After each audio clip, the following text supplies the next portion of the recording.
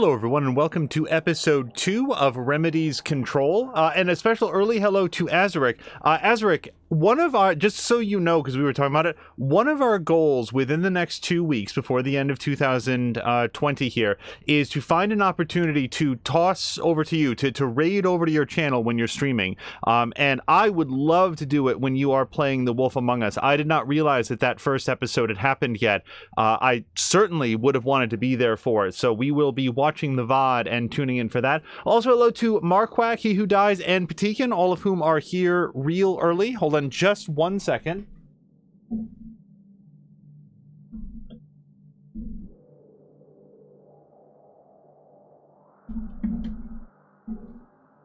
Alright, sorry about that. Nothing says professional streamer quite like starting off with several seconds of completely dead air. So, because the story in Control is so complicated, I thought that maybe it would be helpful if we tried to do just a quick 40-second recap of what's happened so far, which is that a woman named Jessie found her way into a large industrial office building, wandered around finding no one, and then had a communication with a very odd janitor, picked up a service weapon that had recently been used to shoot a man in the head by his own hand, and then realized that she was the director of that agency, a fact which everybody knew, and her picture was up on the walls, and no one, including her, seems to question. She sometimes communes with a tie-dye swirl, a monocolor tie-dye swirl, which you can see on the screen right now. It appears to be talking to her, although we don't get that side of the dialogue. Also, she has a sinister floppy disk that she can use to make things float. And with that completely cogent explanation of what's been happening so far, let's go ahead and continue the game. Yes, hello to Patikan. Yes, so Patikan needs to lurk, and don't worry, there is absolutely nothing that I just said that's a spoiler, because... So anyway, where we left off is that we are going to go have a conversation with Emily, who I think is at the top of these stairs. And it was a very strategic end because we wanted to make sure that we could rejoin with whatever the next story did be. You get the hotline? I mean, how is it out there? The comms, the hiss? Sorry, you made it. I'm glad. Emily?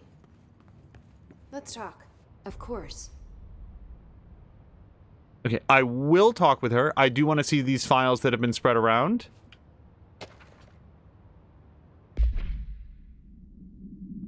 Okay, the analysis of the hiss threat part 1. Now, if you watched the first episode, I wasn't reading so much about the enemy descriptions because I don't super care what the backstory is of the zombie gun guys that I'm trying to kill, but the analysis of the hiss threat is something that I want to know about. Initial encounters with the entity known as the hiss have revealed various behavioral facts. Most notably, the hiss is able to invade or corrupt control points, altered items, and even humans, radically changing their behavior. Curiously, any person wearing one of the wearable HRA devices that Dr. Darling has been distributing over the past weeks was not affected by this corruption.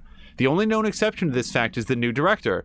Like, who wrote this? She's been director for like an hour. Sorry, it's a point of continuing confusion where who's documenting these events. It's very funny to me. Jessie Faden, who possesses an inherent immunity to the hiss. This could indicate that she has already been corrupted, but her behavior is so in contrast to that of the other hiss that I have dismissed this theory. Well, thank you for the vote of confidence, Anonymous.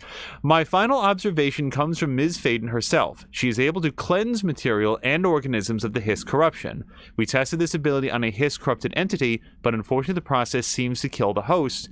Perhaps the host's physiology becomes reliant on the hiss. More work to be done. Refer to file blank for a full report. The only person Oh, compiled by... I'm so sorry. It says right there. Compiled by Emily Pope, Research Specialist. By order of Director Jessie Faden. Yes, I certainly asked her to write that in a memo. I got the hotline. I can make out what Trench is saying now. Incredible. What did he say? He talked about his management team. People who knew the Bureau's secrets. Your boss, Darling. Tomasi, but he's gone. He's gone. Salvador? He's the head of security. And Marshall? Helen Marshall is head of operations. She's tough, ex-CIA. She took her Rangers and went to the research sector to secure the HRA production. She hasn't come back. Someone who could help us. The other sectors. How do I get there? It's impossible because of the internal lockdown.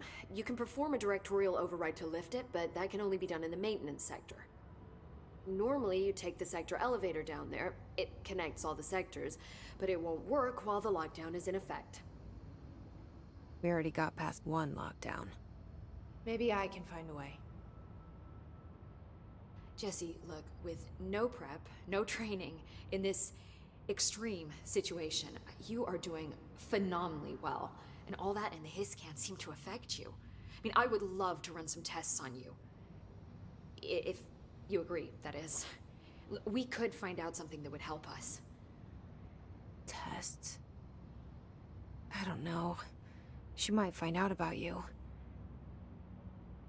But I wouldn't mind understanding more myself. Okay. If you think it will help. Great.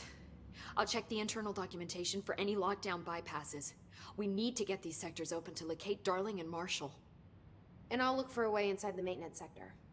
The sooner we find one, the sooner I reach this override.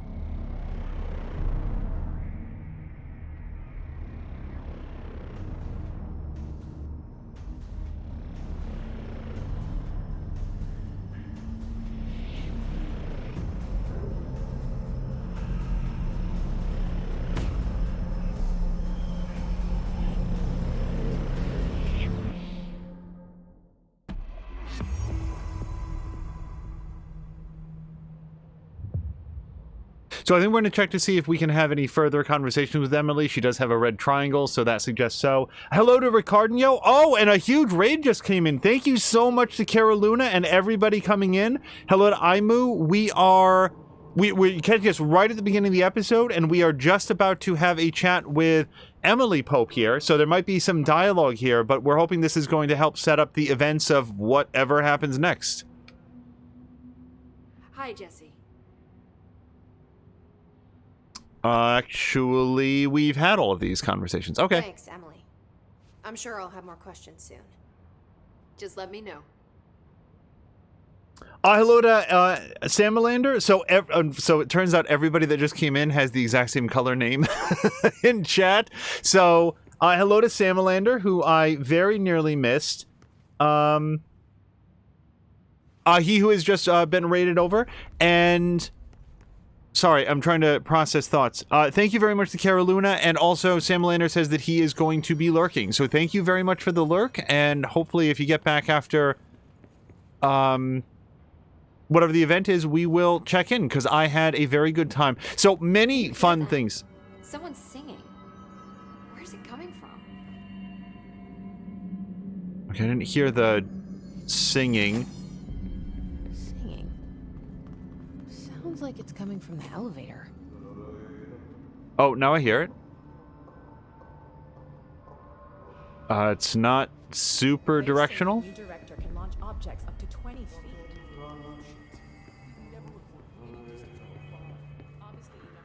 Time to work. Meet me in the maintenance.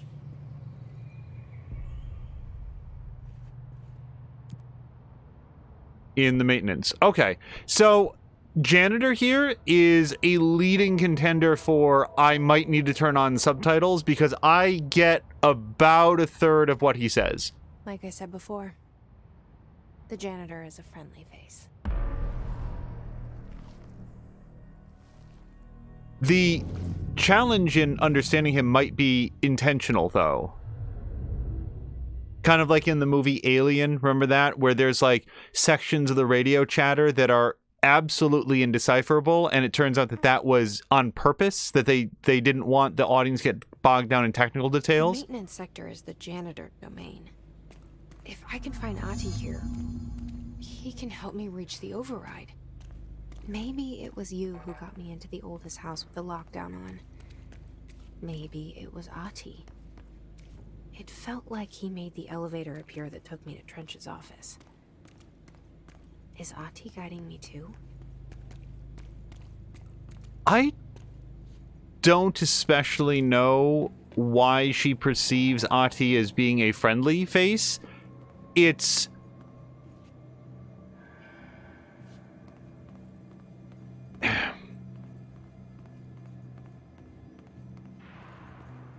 I guess I just perceive him as being more neutral at the moment than anything else. So I don't think we have level 2 clearance. No. All right.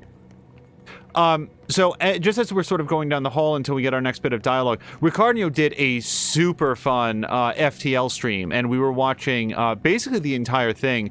We didn't catch it right at the end. I would have wanted to say thank you very much for the fun stream. But he was trying out a couple new ships, including one with a cloaking device. If you... Directorial override is right there, in the control room. Wait. How do we get there? In the control room. So is it like this, or is it like across the hall there? Because mostly what I see is a lot of red. Oh, and a lot of floating guys that we're going to have to shoot. So before we start shooting them, if you guys want to see someone like... FTL has been out for a while, but if you want to see somebody encountering it like fresh for the first time and just really loving it and engaging with it, you guys got to check out Ricardio Just Vibing. He is in chat right now, and I hesitate to try to spell it from memory. Oh boy.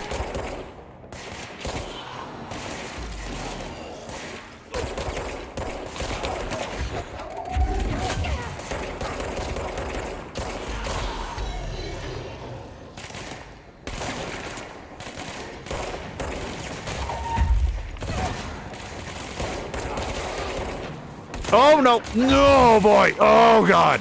Hold on. Oh, I did not see where that guy came from.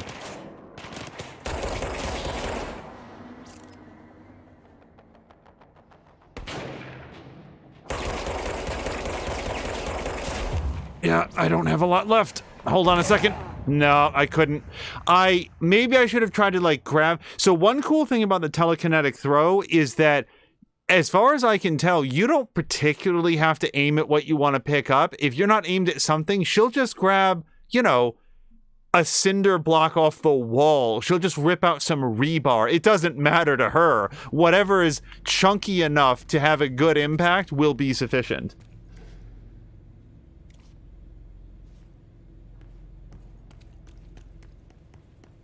Also, Sam Lander was playing some Dungeons & Dragons, which was fun to see. Oops. And and I just wanted to say that I was bummed out to realize that I had missed Azurix. The directorial override is right there, in the control room. How do we get there? Episode 1 of The Wolf Among Us, just because I would have been watching quietly anyway, but I love getting to see those live, and I will look forward to catching the VOD for sure. Probably watch a bunch of it tomorrow over breakfast.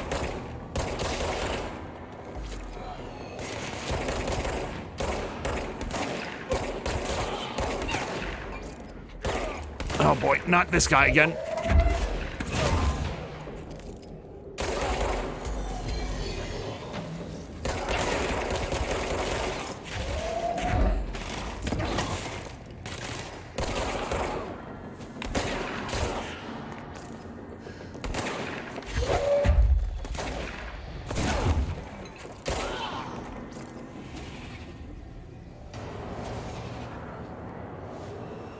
Yeah, see, that one went... Wait. What's launch efficiency? Because I love launching, and if I can do it more efficiently... here we go. So, launch efficiency costs -9%. That's not so great. And then, nah. I'm happy with what we got.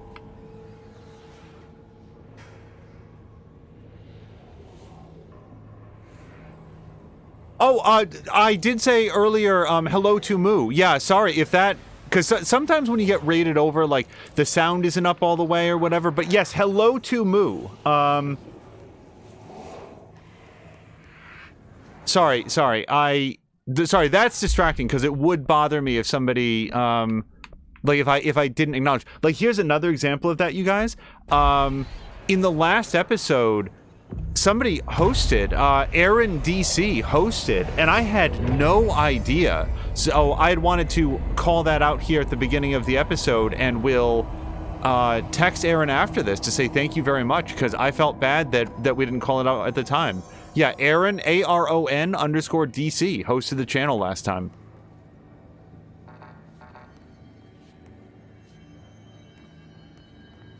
Mia is certainly not invisible. It's just she just said something. Hello to Mia. And yeah, Twitch does not always... Here's the fun thing about Twitch is sometimes you will...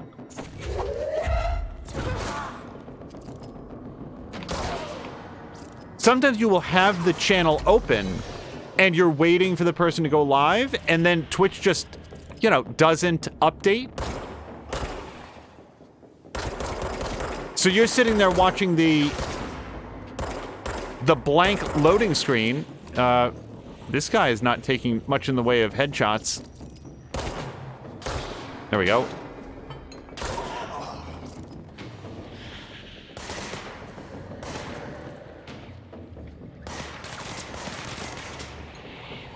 What is no?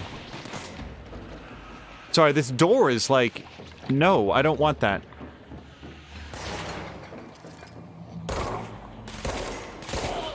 Oh, aiming over the left shoulder is... like, super backwards for me.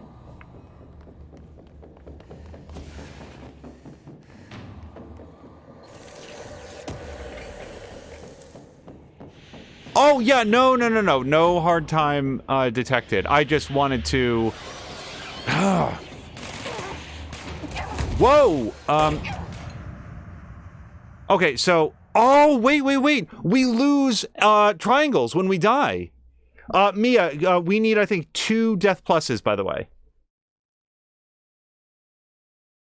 I don't know what the triangles do yet, but I just this moment realized that when I die, she loses triangles. So that'll be a thing to watch out for. Also, I think I go down these stairs. Or do I go... No, this is it.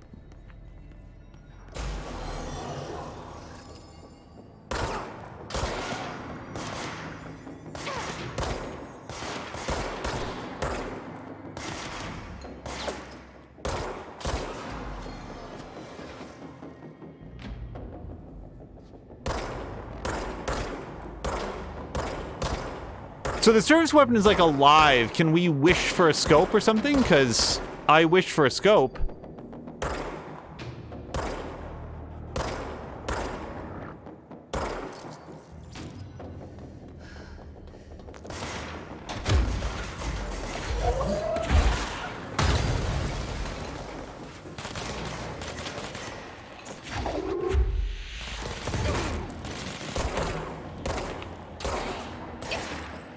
Nope.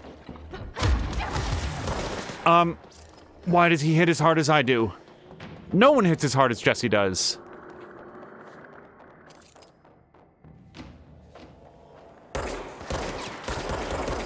I need so many blue shards, man. But I have... See, here's the trick. You gotta get over to him.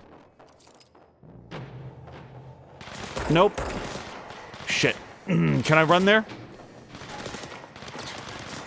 Any of these blue shards, it's fine. Okay, don't touch the red.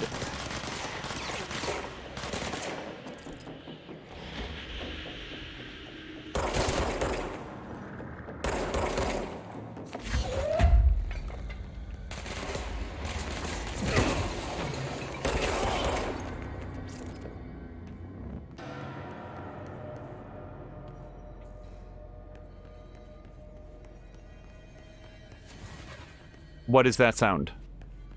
Oh, the door is cleared. Okay.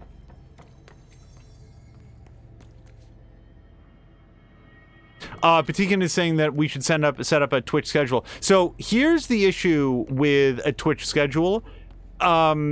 Any Twitch schedule would be so hopelessly approximate, it would be less useful than just checking back at random times. And not because I would ever expect anybody to do that, but the issue is we never know. We never know. Like, we're streaming tonight slightly earlier than we would have expected, primarily because twitch.tv/Mr. Binky is not on. And he was not expecting to be on, but ooh, this is getting chunky weird.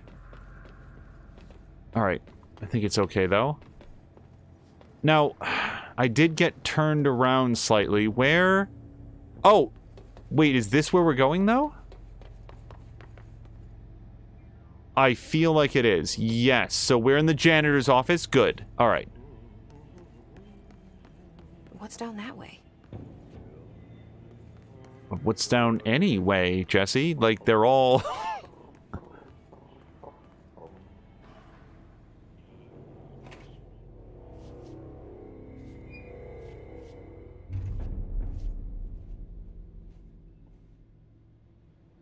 Well done. You got the job. It's place for congratulations. Yippee, saatana. It happened in the last drop. I truly need an assistant. Funny thing is, I've been a janitor. I'm more at home in that role than as the director. Only Ahti here seems to see that.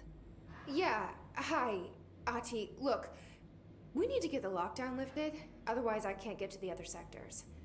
Can you help me get to the override? Yes, easy peasy. It's just around the corner. But first, we need to get you working. Very small, couple of hours job. Something tells me it's gonna be more than that. You think there's a dog buried in this? I can tell you are not yesterday's Krause's son. That's why you'll make a great assistant. Very well. I'll hit the facts on the table. Mä kyllä sanon perkele suoraan, että this house has a vermin problem. A bad one. They've already messed up the cooling pumps. And the power generators of a power plant, perkele. And the pensioner inside is starting to feel the band around his head tighten. The situation needs to be fixed before the plant blows up. And we all disappear like a fart in Sahara. Trying my best to keep up with this. Fix the coolant pumps and the power generators, otherwise the power plant will blow. But don't you worry. I've left you clear instructions. You'll catch the end of the thread before I go to my vacation. The work's on the task board here. You can do later, when you have time. Vacation? Right. Yes, no one's gonna cancel my holiday or seat's gonna rattle. But don't worry at all. You'll take care of it and soon this crisis gonna be last winter's snow. You better go now, so you don't have to run with your head as your third leg. The door in the back leads to the plant. The door in the back. That's great. Thank you, Ahti.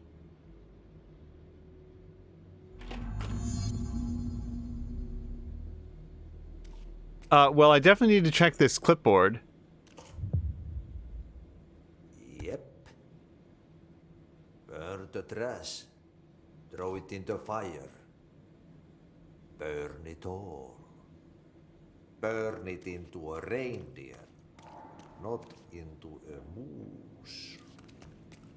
So that, I think, did clarify what I was wondering about a moment ago, which is that I don't think that we're supposed to have an extremely clear understanding of what the janitor is saying. Either that or they understood, like, okay, this guy is going to be tough enough that we have to have Jesse sort of recap it for us. Either way, one character is not necessarily going to have me throw on the subtitles, but I reserve the right to do that later. A lot of streamers play with subtitles on. I've talked in the past about how the trouble with me in subtitles is what investigate the strange light in the break room. Okay.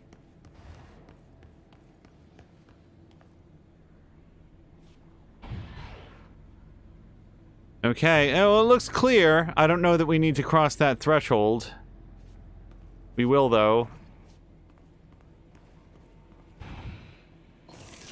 With subtitles, I have a tendency to read ahead, and subtitles are often designed in a way that you can see if a character's going to get interrupted or if there's something else dramatic that's going to happen before the end of a sentence.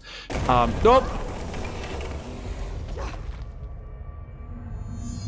Cleanse the merry-go-round horse object of power. You got it. Patikin likes subtitles. I know that Mia plays with subtitles.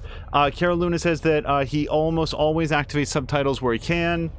Ugh, this place makes me nauseous. And Patikin puts it on for... An object of power. How do you think it got down here? Well, Jesse, I mean, like, where is here? And where am I? Okay. A carousel horse. Why is kid stuff always so creepy?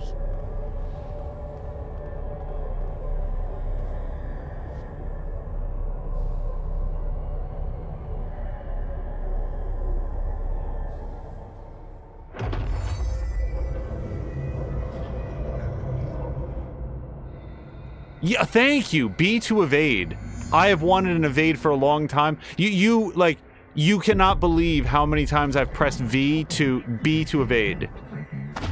Oh, yes! Hold on a second.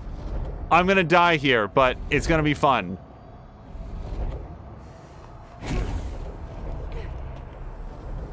Like the hallway from Galaxy Quest. Bam! Oh, we can, yep, dash in midair. Boom! Nope. Well, whatever got us there, I guess. No! Okay. I didn't process that was a... Okay. Go! Gold enemies are immune to Jesse's attacks. Alright. So do I just run from them?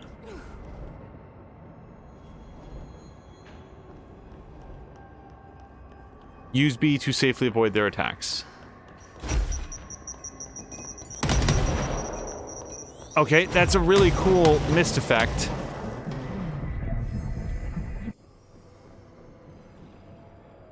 Let's see the Hiss keep up with me now.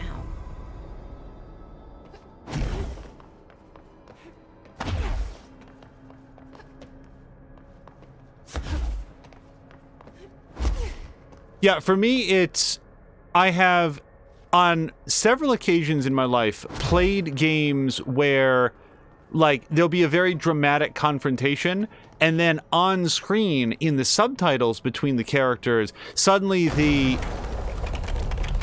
dialogue will be cut off with, like, a double dash, or, like, an irk, or, like, it'll actually, like, subtitle, like, sound of explosion or something, and it really ruins what should have been an impactful scene moment between these characters. And if subtitles were simply better designed so that they didn't not foreshadow, but what's the phrase that I'm thinking of?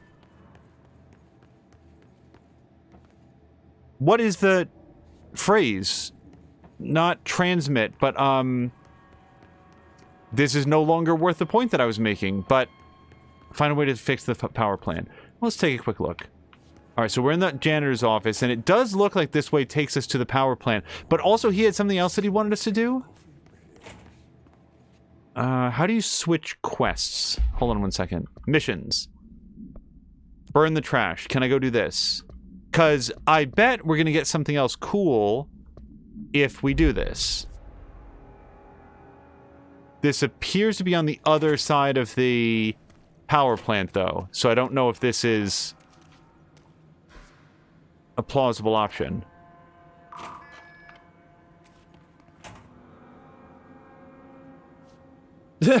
Me saying that the option is Booga Booga, and Caroluna is saying that it's a good point. It's a small thing, and there are games for which I've had the subtitles on. I've used this example before, but The Witcher 3 was an example where I'd be going along, and then there'd be like, I'd say every fifth character or so, I would really have a difficult time understanding. And that was mostly due to the variety of different accents that were on display in that game. And some of them were just... more challenging for me to put together.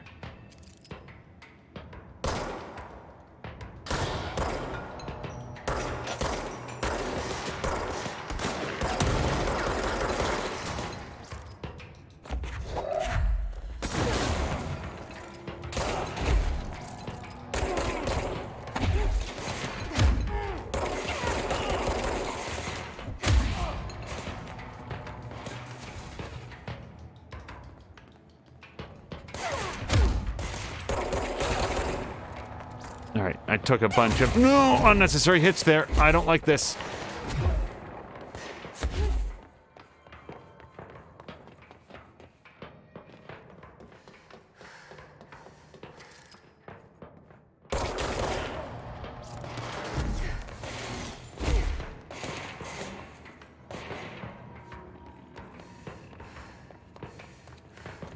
I have, yeah, incoming gunfire, but I'm not yet sure where it's coming from, so...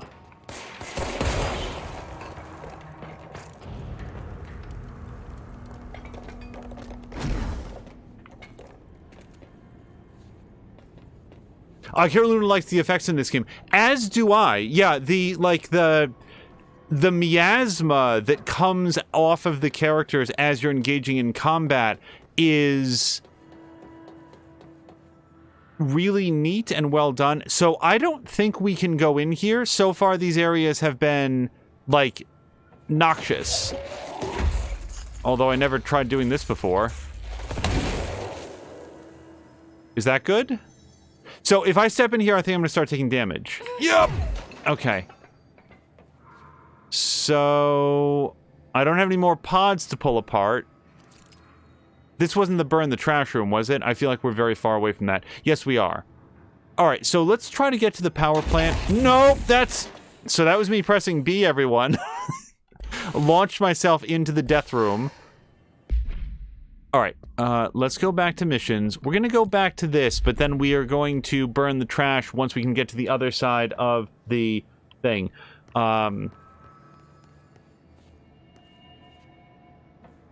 Carolyn is asking what CPU and GPU do we use. So this is currently running on an NVIDIA 3080, and the CPU is, I think, a 10th generation Intel. As the numbers have gotten longer, it's becoming more difficult for me to... How do I get to the other side of this thing? Tell one from the other, but I think that we are currently on a 10th generation NVIDIA CPU. Wait, it looks like there's a walkway this way, doesn't it? Except I'm not on the ring. One note about this map is it's very three-dimensional and also presented in a completely two-dimensional way. So there's a little bit of a process. Okay, so it looks like if we take this passage here, that would lead out and around. Except, of course, this is locked.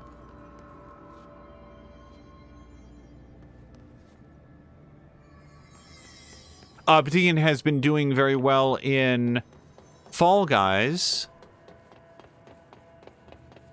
which is exciting. I know that he has a great time with that game. Just trying to work out how do we parse this map in a way that will let us... Yeah, this is pretty much exactly... Oh, wait. Maybe we have to go to the south. Maybe that's the problem. This area is locked down. I'm going to just check up and around here, but I'm thinking that we have to go south past the janitor's office and through, like, the maintenance tunnels, and then we can get to where we want to be.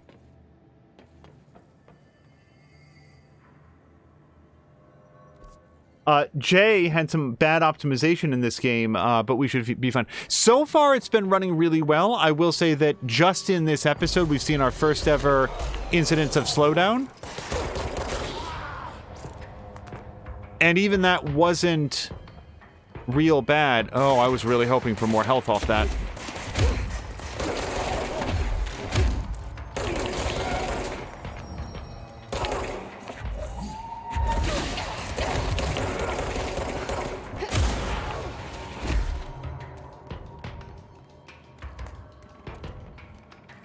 Oh boy.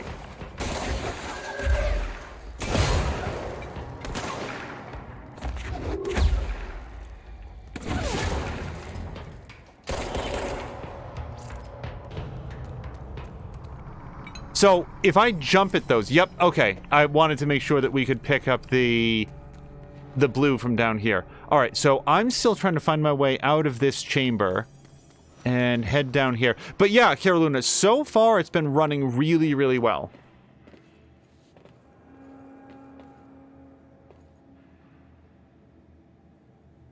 Carolyn is saying what was apparently unusual is that this game doesn't have any AMD or NVIDIA logo, so its optimization is supposedly neutral. I will say that there's, in the splash screen to start it up, it does have NVIDIA PhysX listed, which is NVIDIA's, like, big debris engine thing. Okay, we can go in here. So look here, look on the map, sort of where it says janitor's office. See my red thing? It says that there's a tunnel here, which there isn't a tunnel or hallway. So that probably means that there's one above or below my current. Okay, so what happens again if that thing blows up? Power. Explosion. Too much. Director's duty. Keep the lights on.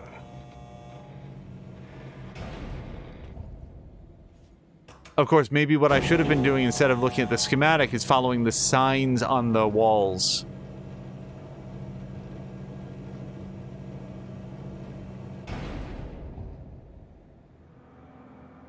Me saying that she can't wait to play some GTA. Yeah, I'm hopeful that is as much fun as I think it'll be, because the only issue is that I'm not sure anything will be as much fun as I think that's going to be. An object of power escaped the Panopticon a couple weeks ago, and they want everyone to keep an eye out for it. If anyone sees a merry-go-round horse zipping around the sector, alert me immediately. Do not try to contain it on your own, and definitely don't bind it to yourself. Oops. Your security chief, Simon Erish. So, the proper names are going to take a bit for me to get, because they were talking about, like, the chief of security, and, you know, it always takes a minute, and it's helpful if I get to see the characters. Like, we've met Dr. Darling. He is a live-action man in this world, so he sort of stands out.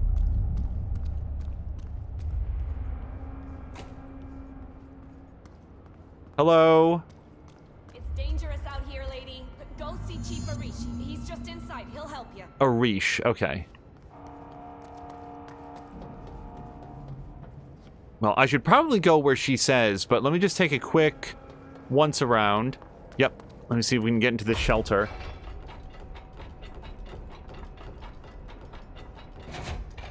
Yeah, my issue with GTA Online right now is, as we talked about, just the install footprint of that game with the game and then the GTA Online elements of it. Because correct me if I'm wrong, and I might be wrong, but there's no way to just install the online component like you can do in Hitman, where you can choose which missions you want to have. It's like all or nothing, I think.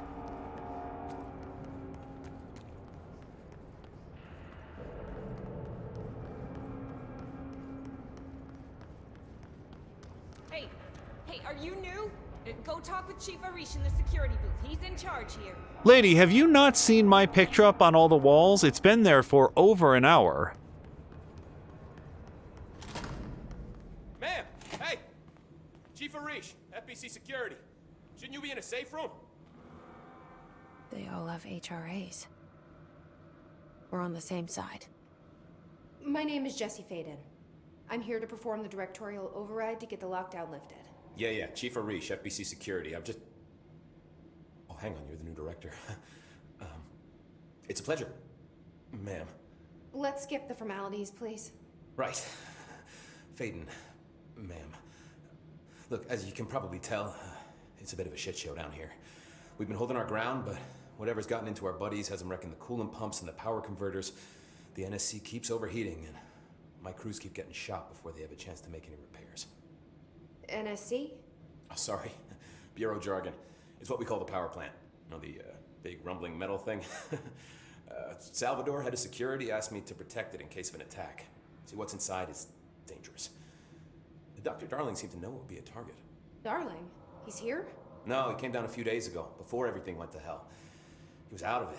Smelled like a bar mat. He was ranting about vulnerabilities and how he only had one large-scale HRA, but that he needed it somewhere else. Still, at least he gave us these personal HRAs before he left. Hey, did I mention that he was tearing his clothes off? Crazy dude. Darling knew the hiss was coming. Listen, I love playing 20 questions as much as the next guy, but we have got to get the water and electrical systems repaired before this baby blows. I'll have my guys unlock the doors out of here for you. I'll take care of it. You stay and keep the hiss away from the plant if you can. The hiss? That's what we're calling him? Oh, that's catchy. Oh, listen, the radios aren't working, so if you find my boss Salvador out there, could you please ask him what the plan is? I'm sure he will have one by now. I'll keep an eye out for him. He sure has a lot of faith in his boss. Try to stay alive. Okay, fix the coolant pumps, fix the energy converter. Blockages in pipe C through F. Is the clock back? Now? Oh man, Adi is gonna be so... So, Salvador is Arish's boss, and they both work in security and or the power plant engineering team. I actually don't know which. Hey Simon, I got your message. Yeah, if someone in the sector is asking about Ati, just tell him you'll handle it and leave it at that. Under no circumstances should any personnel intervene with his day-to-day routine. I told you everything I know about him, so you could better deal with his odd habits, but yes, it's still very much a classified matter. Also, I saw your report about the quarry worker who wandered into the Foundation. Detaining him was the right move. We'll figure out what he saw before we decide on next steps. Cheers, Lynn. P.S. In case you hadn't noticed, something is up between Trench and Darling. I know this isn't your strong suit, but try your best to stay out of it. Okay, so that was to this guy, Arish, from El Salvador. Interesting.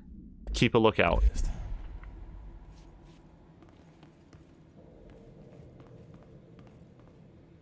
Hey guys, you guys are doing a bang-up job, just so you know. Oh, wait. Oh, see, this is why I look around, because you never know where you're going to find a chest with some threshold remnant in it. So, these appear to be crafting materials, and they have not yet been introduced in terms of, like, how we do that.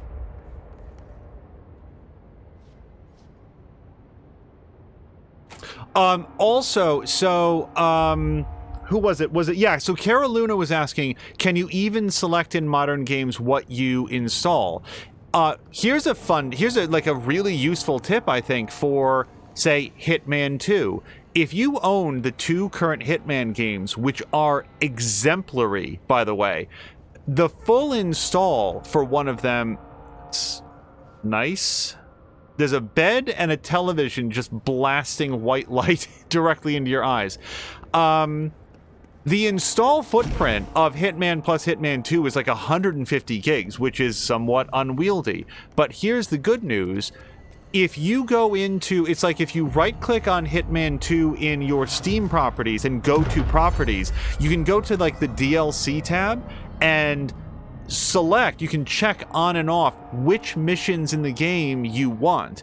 And speaking as someone who spent about 20 hours just on the Paris mission, you can get a lot of gameplay if what you do is install one mission, play it through as much as you're going to, then uninstall it and install the next mission so that you're not taking up so much hard drive space. I do not know if that feature is available for Grand Theft Auto to only play the online version. It would be nice if it was. So I'm just working out where we want to go. I don't know if we have to tackle this in a particular order, but let's see if we can head around this way.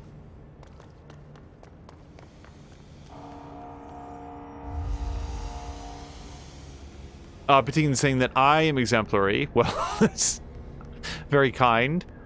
Yeah, the Hitman games, though, so I actually have not played nearly as much of them as I would like to.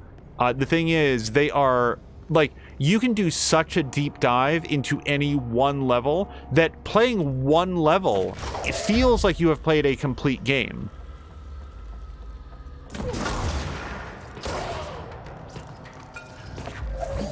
Alright, I think Shield Guy is the one we'd like to hit.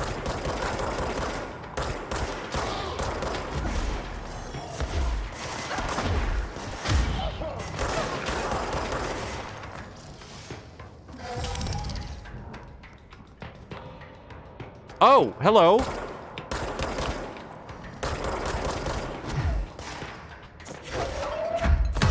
Ow! Ow! Oh, God. Okay, don't do that. Mental note, everyone. Don't hurl a crate of explosives into the wall that you're standing right in front of. Yes, please. Lots of that blue stuff.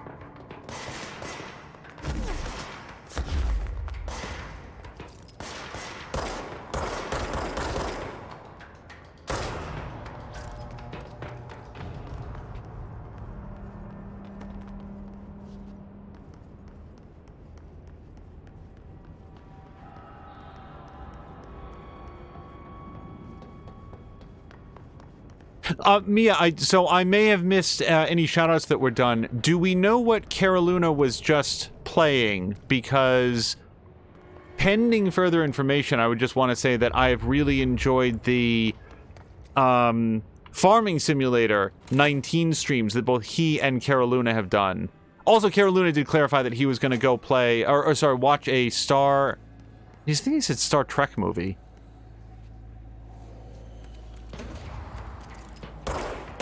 Ugh.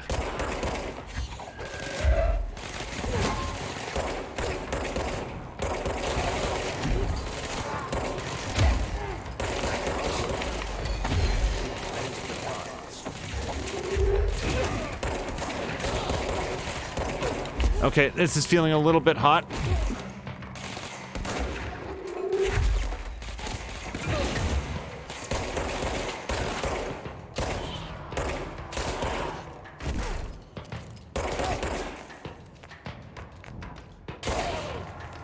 I very much like it in games where enemies fall down or otherwise get staggered when they're shot.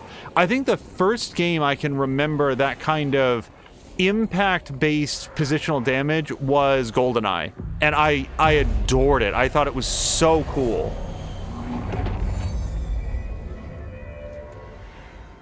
Spin tires, really? Yeah, and that was, gosh, was that free or was that super, super cheap on Steam? Yeah, so the backstory of...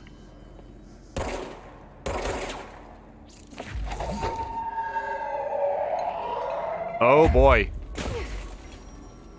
Okay, we're just gonna leave that there.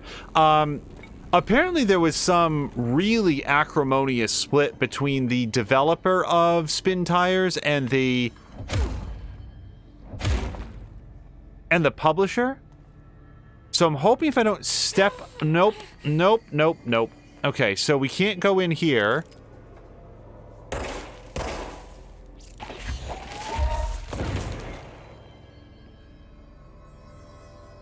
Yeah, this area is too corrupted, so we can't do that.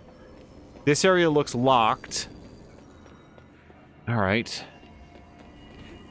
Well, let's look at the signage. So we are looking for the energy converters, I would think. So the control room and the energy converters are over to the right, and the power plant is back to the left.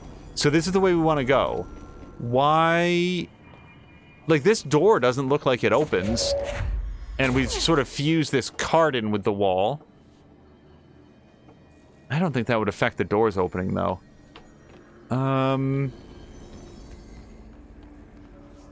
Oh, that's right. We can touch this to regain our health, too.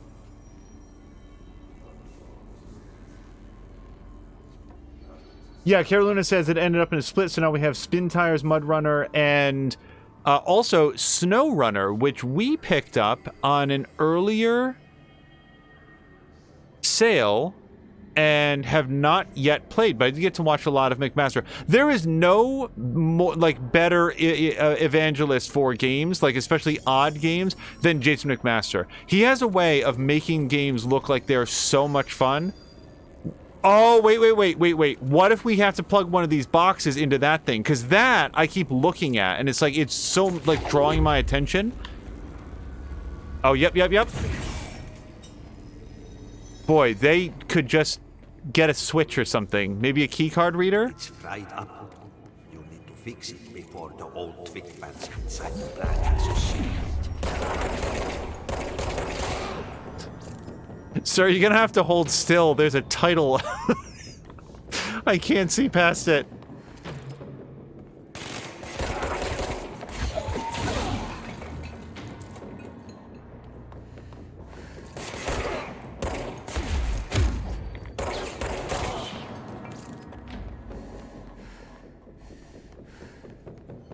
Well, I think the thing that appeals to me about what little I've seen of SnowRunner is, well, little. I mean, McMaster did a really good job of showing off a bunch of cool stuff. Doesn't it look like she just smokes his head? Like she just palm fists his head and the top of it shoots out when that happens. Sorry, that's like... It's like shaking up a beer and then popping the top. It's just... Oh, it's so satisfying. Oh, I completely lost my train of thought. The thing that appeals to me about SnowRunner is that at least at a cursory glance, it looks like it has a wider variety of terrains to interact with. Rather than just, like, bad... Wait, what did I pick up? Wait. Collectibles... Research. Oh, home safe. We haven't read it. The safe object of power can produce a barrier using objects or materials from its immediate vicinity. Bureau Rangers were given permission to employ heavy weaponry against a para-utilitarian bound to this object in order to gauge the barrier's durability. Redacted and redacted velocity ammunition were tested with redacted results. Testing will continue after a big redaction. The safe object of power is clearly a viable candidate for use in combat response scenarios, allowing para-utilitarians to participate in altered engagements would be an advantage worth considering. Oh, here's the horse. Objects should be kept in a confined space when unbound. A fiberglass horse once used as a seat for a merry-go-round ride. The pole is still connected to the object. The object is capable of moving short distances at high speeds. This can be quite dangerous when blank its path. The object is currently bound by blank. The object was discovered at the site of an abandoned amusement park. Local blank reported that the rides would move on their own and that they would be chased out. When these rumors reached the Bureau, see America Overnight episode 235, agents were dispatched to investigate. 3 local redactions were found dead at the scene. The object attacked Agent Redaction by redacting. Agents invoked Formula C.5 to redact the object long enough to redact.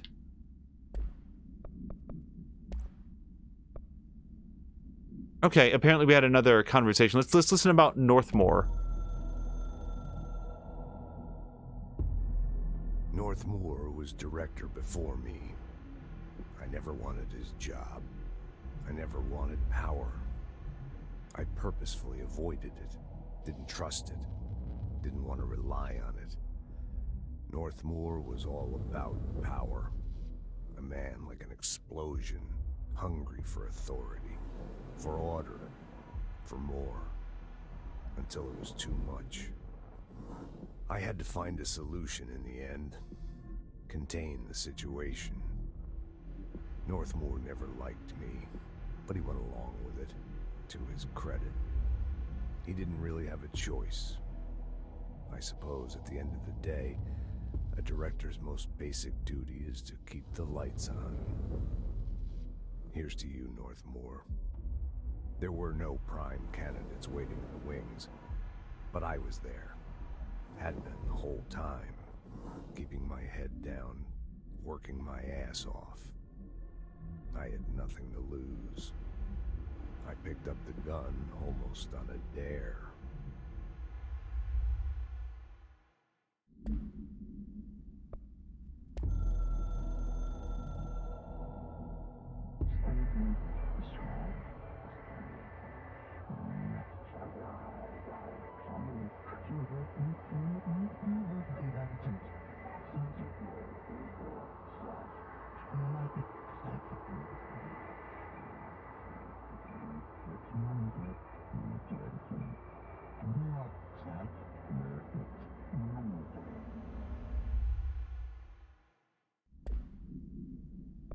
All right, and that's all of our hotline conversations for now. Also, Mia, do we know if... Because I don't know if she's still here. Either Moo or Moo's husband stream at all? Because, like, she's been in a bunch of chats, but I don't know if, like, we can shout... Okay, that's the way we came from. In a weird way, having this cart jammed in the grating is going to make it very easy to remember where we came from here. Oh, and Mia did shout her out. Okay, excellent.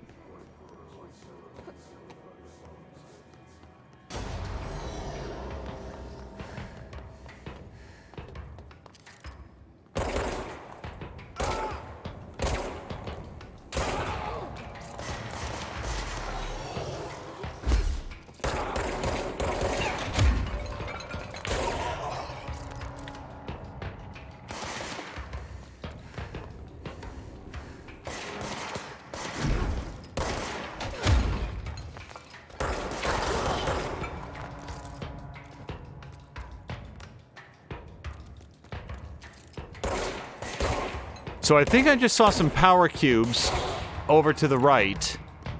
Whoops. Ow.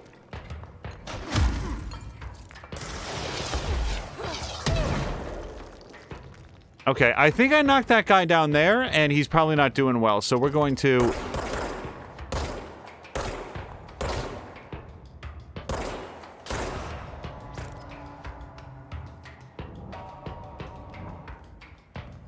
Probably not worry about him. Okay, so yeah, we've got some power cubes here. Now we just have to figure out where they might go. I doubt they're gonna be too far away. Oh, that looks like a place, yeah?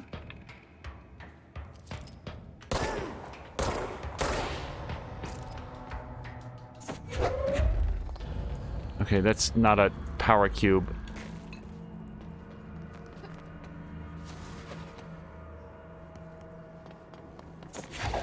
So I think I can just hold this and it'll stay with us. Okay, yeah, it doesn't drain energy to bring it. That's the white bar there at the top. So we should be able to slot that in. Oh, energy converters? Is that what we're calling these Energon cubes?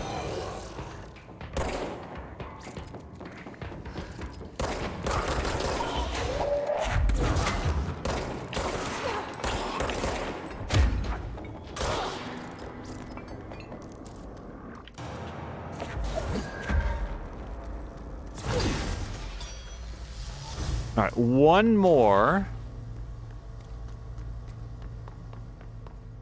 I wonder...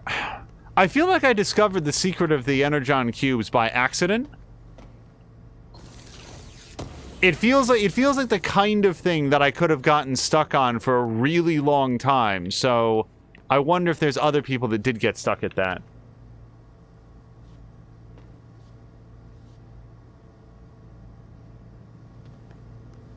Yeah, so Cara Luna is asking Mia about her Stream Deck. Mia and Chivalry were kind enough to give us a Stream Deck, and we're gonna need to check with them about the process for getting it set up, because it has been it's something that seems to fall well outside my area of expertise. Fixed. Now let's fix the pumps and water flow. Okay. Investigate the training course. I would love to do that. Where do you go for that? Also, yeah, so we have extra damage while low on health, but we can switch it out for damage against enemy armor plus 33%. That's okay. And then the other one here is energy gain from headshot, exclusive to grip, pierce, and spin. I'm just gonna stick with my extra damage for now. I don't know how low on our blue bar we have to get to qualify as low on health, but... yeah, you know what? Actually, no, the more I think I just talked myself right out of sticking with this one. Let's switch it out for this, damage against enemy armor. Let's see if how that feels. Alright, check out the enemy, or the training course. I will do that if we can get there.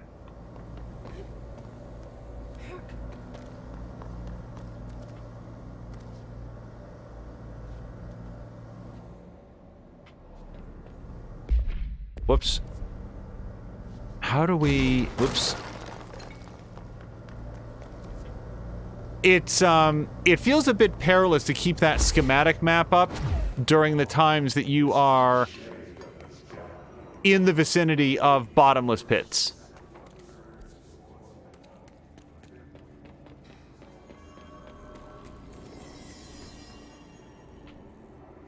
And I can't just follow the signs for what we're trying to get to, because this is... we don't know what the name of the area is, unless it's called a training course. Just hold together a little longer.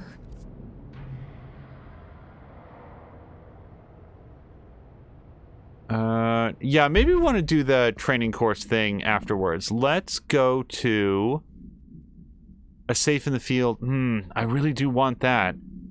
I feel like the safe is what we read about that's going to give her some sort of like a shield ability. But let's see if we can do this first.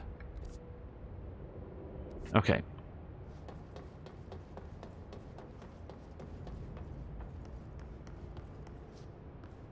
Mia's saying that she'd be happy to walk us through it. Let me just...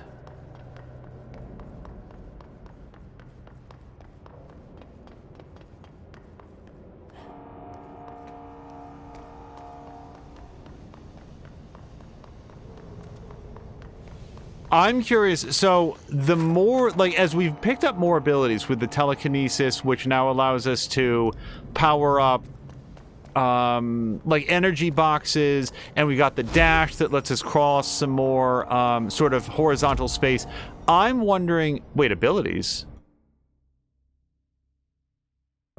Wait, how long has this been here? Wait, we have 7 broken squares, and we can do this. Oh, and they get more expensive as you go. Okay, so let's take a look to see what we want. So I would not mind more health at all. We got health, energy, melee, and launch ability. Launch grenades and rockets back at the enemy. I would love to do that. Launch basic enemies when their health is low. Yes, please. Okay, but I think we have to go with the principles. Oh, wait, and down at the bottom, use 3 broken boxes to unlock an additional weapon form slot. How do I do that?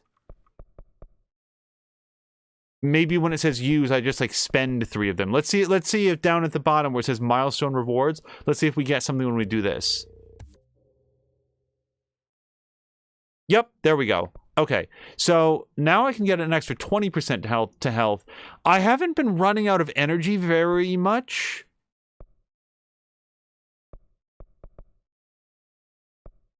Yeah, I think we might go straight across here, because I kind of want everything here.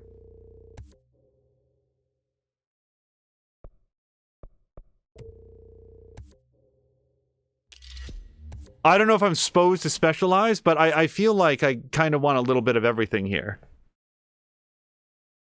Oh, and look down at the bottom. Not enough essence. So the triangles are essence, but you need 30,000 to reset your abilities. Well, hopefully I won't be doing too much of that. So from here, we've got 4 broken boxes left, and I can do this for 3, this for 3, this for 3, or this for 1. I gotta say, I think that health is where it's at. For me. And then we've got 1 left. So I could take an extra 25% to launch damage, which I do use a whole bunch. Yeah, let's do that. Okay. And now we've got, hey everyone, it's the Astral Constructs menu. Weapon forms. I love that this was just sort of like thrown in with absolutely no explanation. Unlock the second mod slot and increase base weapon damage. Well, that sounds good, and I would use a bunch of my ritual impulses, my house memories, and my hidden trends. Or Spin has a generous magazine and a high rate of fire best used in controlled bursts. Or Shatter has high stopping power with a scatter shot that...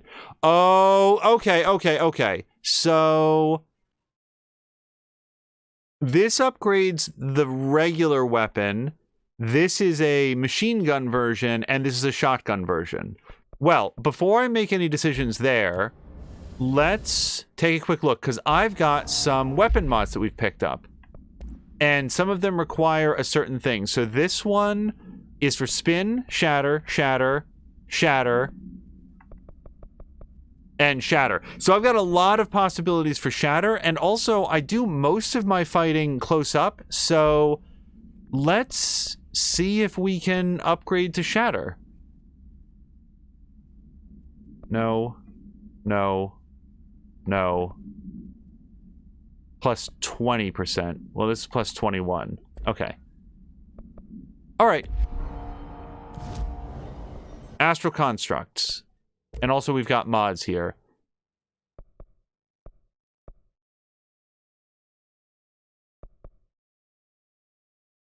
Okay, so we can construct some random weapon mods or random personal mod using our extra triangles, which I've already forgotten what they are, and house memories. Okay. Refresh mods to generate new randomized ones. Upgrade to enable higher tier mods. Oh, we get to upgrade the roulette wheel. I don't know if I want to do this yet, though. Like, ever. So I think I will back out of here. Let's pick up this Shatter ability. That seems pretty cool. Yes. And... wait. Do I still get to do this as well? Yeah, okay. But I can't do this because I don't have... I would need 4,000 to 3,000... 4,300-ish things, right? So, if I break down any of my things... Sorry, I'm looking at these menus for the very first time, so this is going to take a second to work out how the system works. So first of all, let's put a good mod into our Shatter Gun. We don't know how to switch between them yet, but... projectile spread negative 9%. Projectiles fired plus 2. That sounds pretty good. Projectiles fired... Yeah, so we've got 2 of these that do the exact same thing. This one, though, says that it's uncommon, so I'm going to put that one in. And now, if I do this... So we can deconstruct this for 50, but that's not really worth it, because I don't even know if I want it yet. So, yeah, we will take a pass on that. Okay, so now the question is, do we want to save up for Spin, or do we want to upgrade the grip? Unlock the second mod slot, increase base weapon damage. I feel like I really want to do that. Yeah, because we're going to have plenty of time to get some more. Here's the thing, when we die, I lose the source material there. So I think we're going to do this now while we have the cash. Got it. Okay. And now, for my final trick, We're going to go in... Nope. We're going to go in here and put in another mod.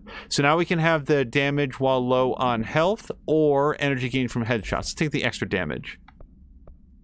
And then this is what it is. Okay. Now there's one last thing on the menu here. Board countermeasures. Kill enemies in the executive sector. Executive... Do I have to accept these? No. Nope. We just do these as we... Oh, wait. Yes, you do. Okay. Taking the same time to glue those squares if they're broken. Well, the thing is, you have to, like, Mia them. She's the one who can put everything back together. And we've seen that happen a couple times with her. She's able to, like... She, like, presses her palm against it and reality defractures. So she would be the one to put the boxes back together. In surge mode. Well, I don't have that. And I don't have spin mode. Okay, but... Here's one, kill the enemies in shatter mode. Let's do that. Oh, and you can take multiple ones. Okay, so we're going to take that one, and that one, and that one. There's no earthly reason not to take these except that I can't do them. What do you think surge mode is, though? Is that just the default mode? Maybe I should take that one. Oh, I can't. I can only take 3 of them. Okay.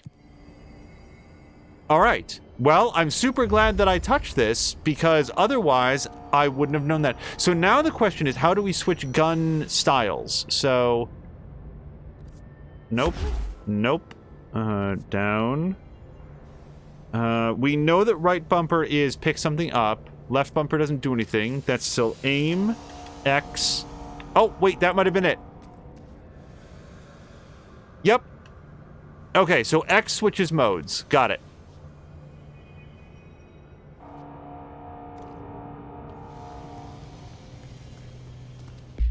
Okay, I think we're good. So we need to get south to the next thing. Also, do you see the diamonds on the map that have like the 3 arrows in them? I don't know what those mean. The up and down arrows suggest to me an elevator, but the 3 arrows like a fast forward button don't... Oh, maybe those are fast travel points. That could be it. Yeah, that might be it. This game is not interested in holding your hand, which I kind of respect, but it also makes me wonder, like, what else could I be missing? What? No! You get away!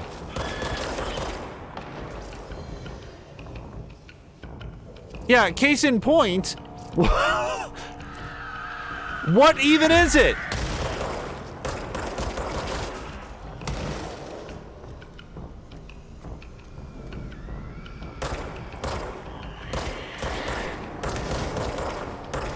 Oh my god, it's like a grudge ghost. No, I need way more of this. Okay, I'm feeling this shotgun already.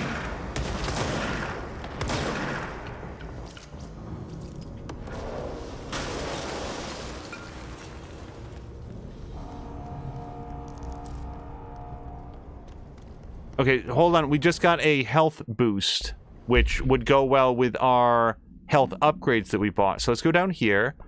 And... no. Oh, no, that is it. Health plus 22%. And it's a tier 2 mod, which is better than the tier 1s that we have. Yes, let's put that in. Boy, this game got complicated real fast, didn't it? I don't know what the new mod is.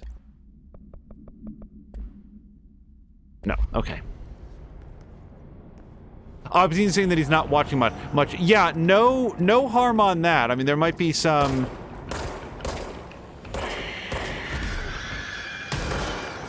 conversations that will eventually... turn sort of, spoilery, but the further that I go in this, the less convinced I am that the plot is particularly prone to being spoiled, because it's so... Okay, so are these things, like, birthing out of xenomorph eggs or something? How do I... There seem to be many of them.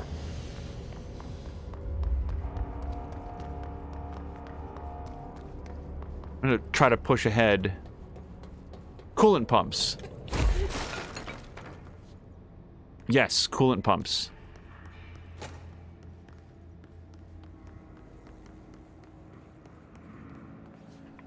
Wait, what's up here?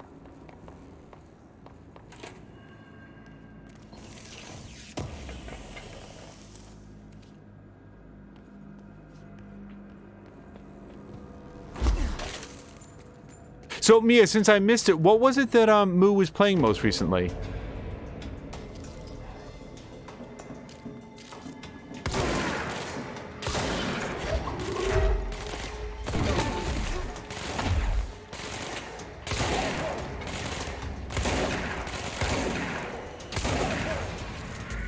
And now I'm already concerned that I recently asked that and got so distracted by the... Nope!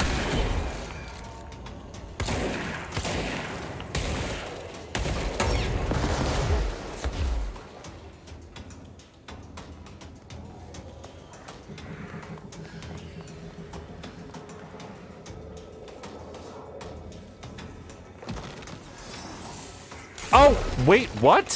Hold on a second. I don't know what is attacking me. Okay, that's it.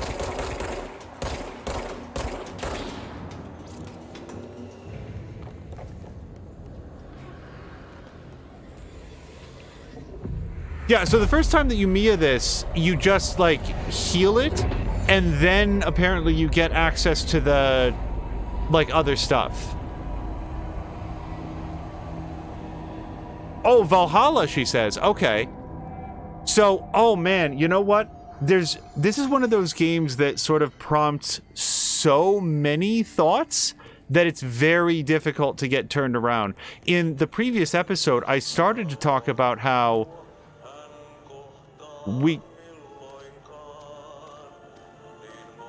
I wonder if that's the janitor singing that, or like the voice actor for the janitor. Ubisoft has a very, very appealing sale. So if you're like us, and there were some things that you were interested in getting from, you know, current Ubisoft games, but we're sort of holding off for a good sale because Ubisoft games tend to go on sale real early and aggressively. They have a very, very good... Hold on. Shh. Lead researcher of the Parakinesiology Department. I believe that I've discovered a Code Omega paranatural entity residing within the Bureau itself, right under our noses. Darling refused to allocate me the budget or resources, so I'm taking matters into my own hands. Let this recording be the proof I need to convince them. The furnace can speak. It's been talking to me for some time now. Listen.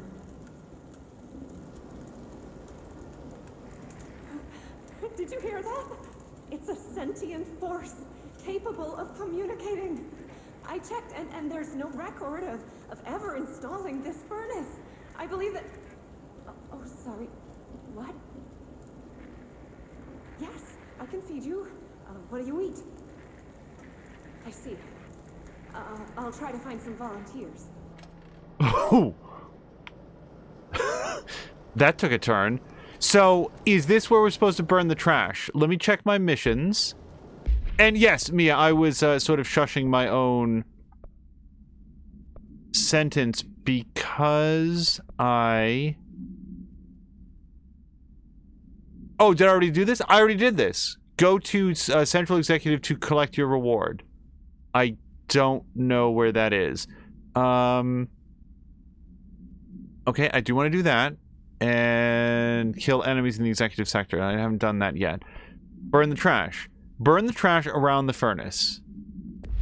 Okay. I assume this is the trash. Oops.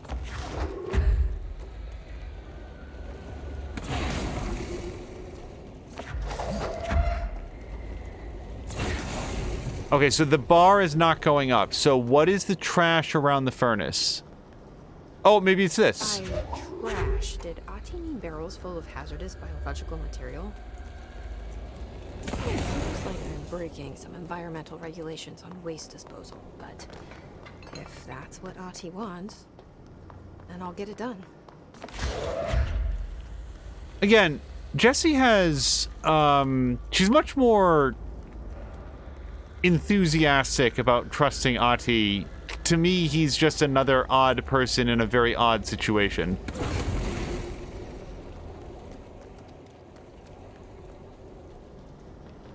Now, when we're looking for something, I mentioned earlier that you can just right bumper and she will just grab something in the environment. Oh. Hold on, I just chipped that stone wall by ramming my body into it. Okay, here's another... That is a barrel. Well, this was not glowing green is the issue, so this might not count. We'll, throw it up there just in case. Hey, Bozer, get this. The accounting department still says they haven't received my expense reports. They say the receipts probably got lost in the mail tubes because of a shift or a threshold or some such fuckery, and that if I don't have the originals, then they can't verify my expenses for reimbursement. This is such bullshit. Why do we even use these fucking tubes if they just spit our mail out in some other goddamn dimension? Still venting here before I make a formal complaint. Useless pieces of shit. Signed, Rodriguez. This again does not look like the proper type of barrel. But based on the bar, I think we're looking for like 4 more too. Yeah, that didn't do nothing.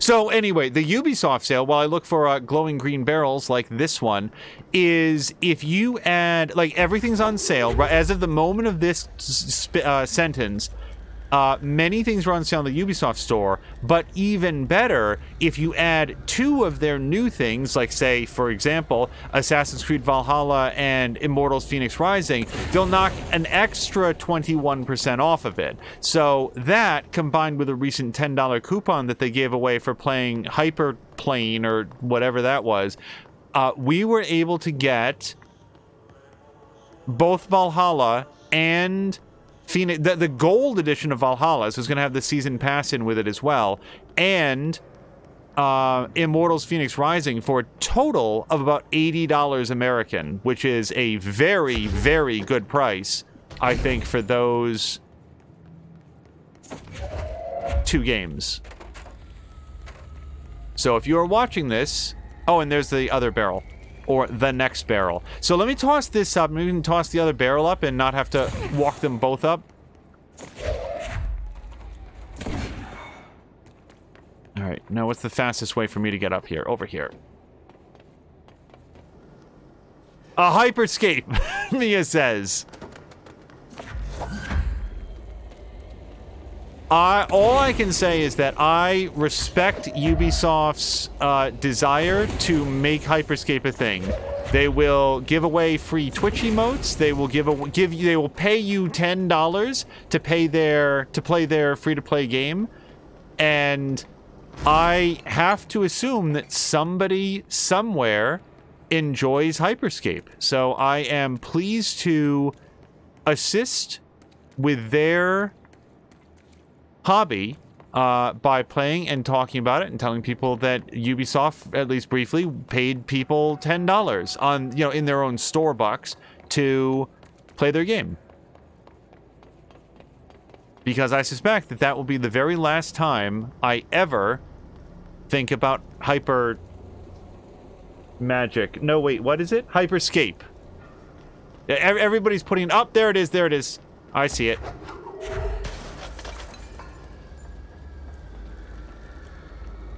And thus solves the mystery of the missing barrels. Okay, so we got a damage boost weapon mod. That sounds pretty good. I keep pressing the wrong button for that. Let's go to here and... yeah, just straight up damage plus 15%. And what's in here right now? This one. Okay, yeah. Let's switch that out for overall damage 15%.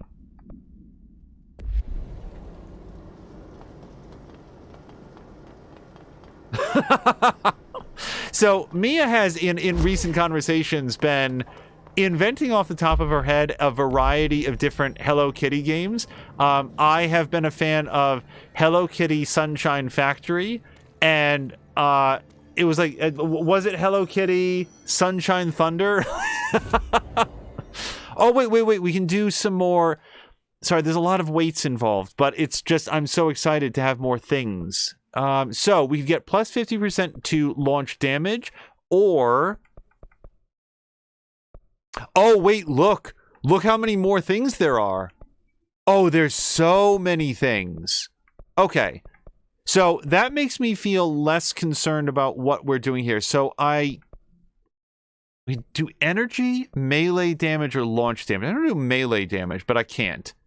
So the only thing that we can afford is launch damage. It increase the overall damage by 50%, which would then allow us to start doing some cool stuff here. Yeah, let's do it.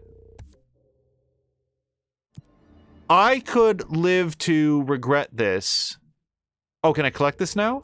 I can. Okay. Got it. So, surge maneuvers, which I don't know what there is. Spin mode and kill enemies without dying. I have to kill 50 enemies without dying. Sure. I figure we might as well give it a spin, and if I can't do it, then I won't do it. Okay, so loadout. What is this now? Energy recovery speed plus 16%. We're fine. And then collectibles, we got this. Yeah, I just don't care. If anybody wants to read this, just pause for a second, because not. Well, actually, those are the weird zombie guys. Extreme physical deformation. No, I still don't care. Okay.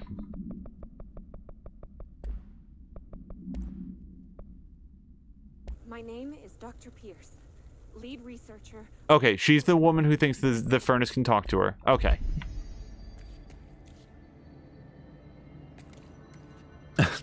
But you can sing Hello Kitty and the Hyper Planes. I just what made me laugh about I really liked Mia when she said Sunshine Factory, because it is like that sound. It is simultaneously so like cold and industrial, and also somehow sounds like something that would really exist in a Hello Kitty world.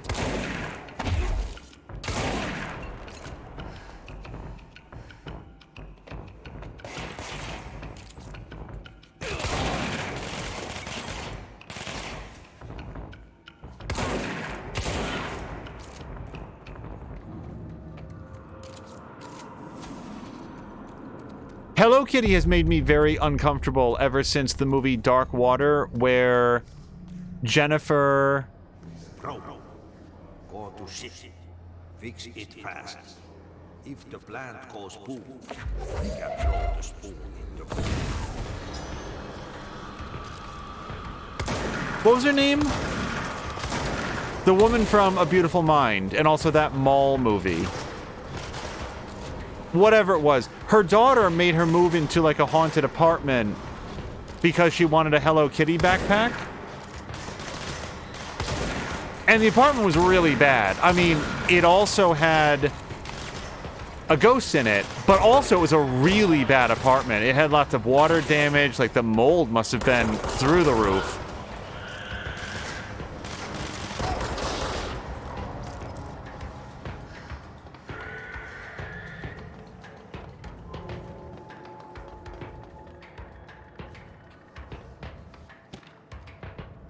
Clog complaint. That gross blockage down in the water systems is back. What the fuck is it, and where does it keep coming from?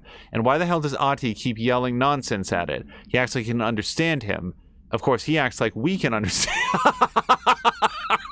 Oh, that's very... Okay, sorry.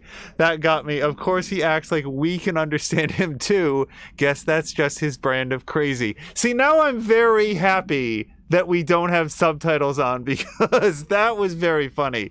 I'm going to try out a new drain cleaner, extreme strength.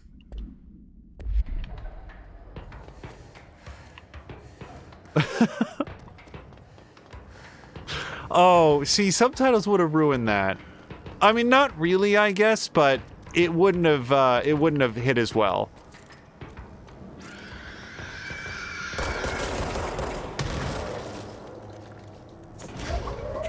That's not quite the box I wanted, though.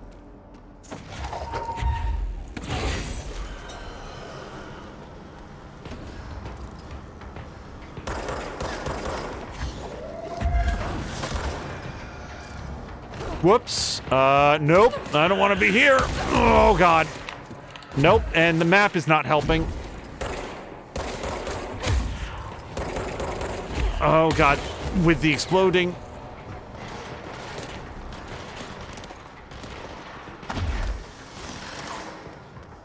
Yeah, what I need is some kind of defensible position, and then just a little bit of space.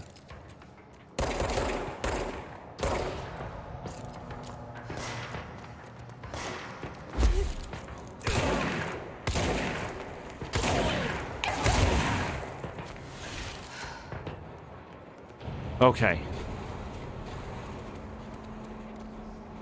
Jennifer Connelly, by the way, Mia was saying, and the movie was Career Opportunities.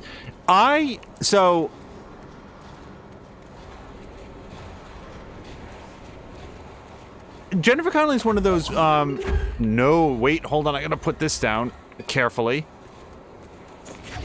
I wanted this because I'm looking for what appears to be the third coolant pump.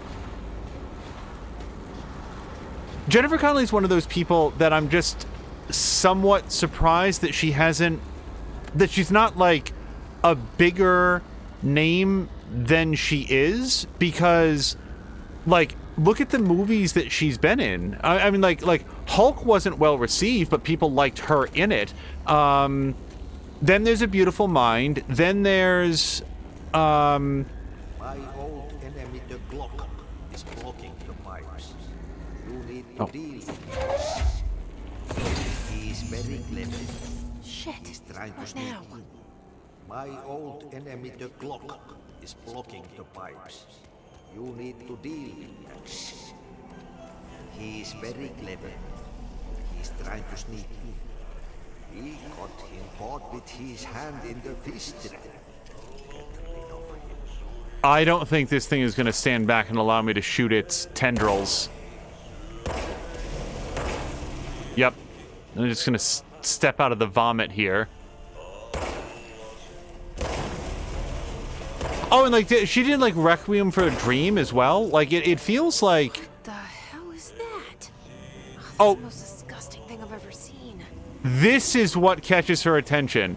Not the living gun, not the telephone that can contact the dead, not the fact that she's suddenly the director. It's the poo monster from Conker's Bad Fur Day. That's the point when she's like, hold on a second. What's all this about? But yeah, my point is, I feel like Jennifer Connelly has had a very, like, there's a lot of variety in her filmography, and she always seems to be a high point of the products that she's in, and yet it's like, people are just like, whatever, Jennifer Connelly, you know. Oh, that's right, she still exists. And of course, like again, what do I know? Because the last time I thought that somebody wasn't getting steady work, it turns out that they're in the Umbrella Chronicles, so don't listen to me. Yeah, Requiem for a Dream. Did I say it wrong? That was what was in my... That's what I was thinking if it was incomplete. I have also not seen Requiem for a Dream. What I've heard about it makes it sound like it is... And, like, don't tell me, but we've had conversations here because others that are present have seen it and have submitted that I might have a strong reaction to it. That's not the go button, though.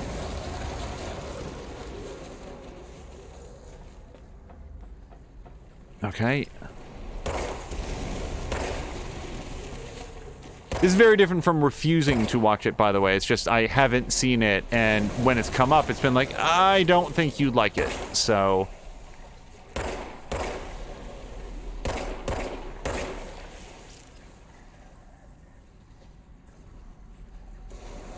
Oh, what did I say? The Umbrella Chronicles? Because I think that's what was in my head.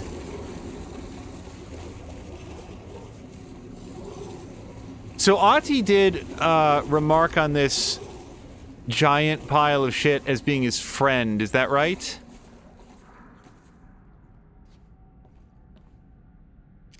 All right, I don't... Oh, this is a grating. Okay. Well, hopefully that's what we came here to do.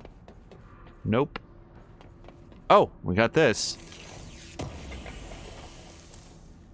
Spin rate of fire boost. Well, we don't have spin, so we will have to slot that away for later. Oh, this place is gonna come down. Kara Luna, it's very unlikely that we killed the friend. It seemed to be mostly made of, like, amorphous matter, so it's more likely that we just devolved it back into something that was more comfortable down in the sewer with Pennywise. Lift internal lockdown using the directorial override. Okay. Well, before I leave this area, though, I really want to... Well, I'd love some more health, so this is good. And then the other thing is I would love to... Hold on.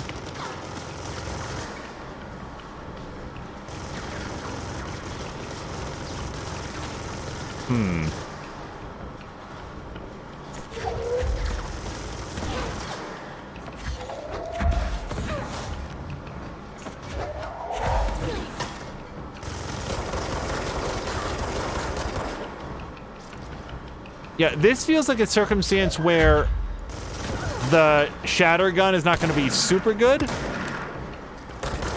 Because I do not want to get close to machine gun face.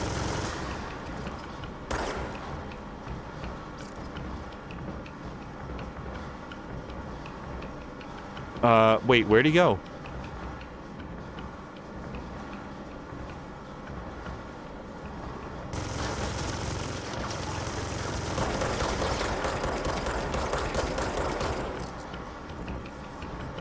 Take your gun, time gun.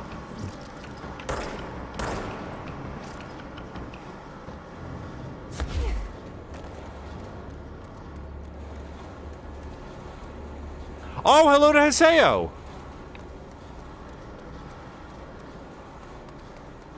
Haseo, I hope you're having a great weekend so far. We actually did get to hang out a bunch in Tashir's Division Force today. I know that you were playing Patikin, but I was at work through most of the section we guys were playing, and then Tashir tossed over to Drienne, and Drienne was investigating the new content for the new sort of balance pass or whatever you want to call it, that they did for Don't Starve Together.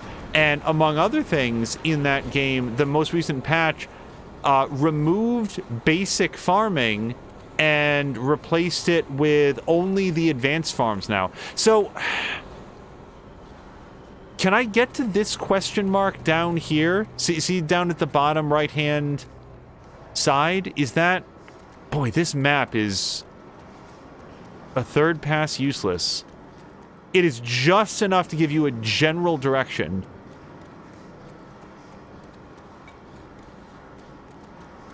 Yeah, okay. I think we gotta go through here for now.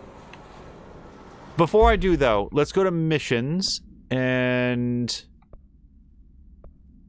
I would like to do this, certainly before I leave. So when I do this, so that's up to the north.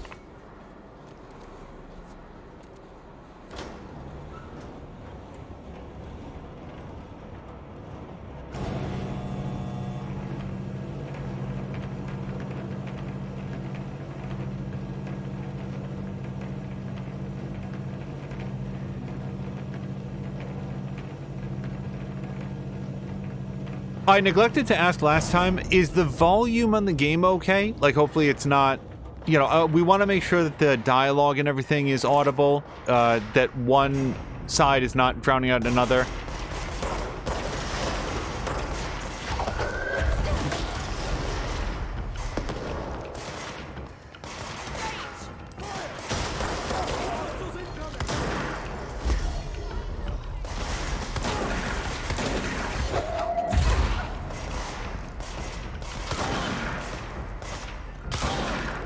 God, they make the guns in this feel good.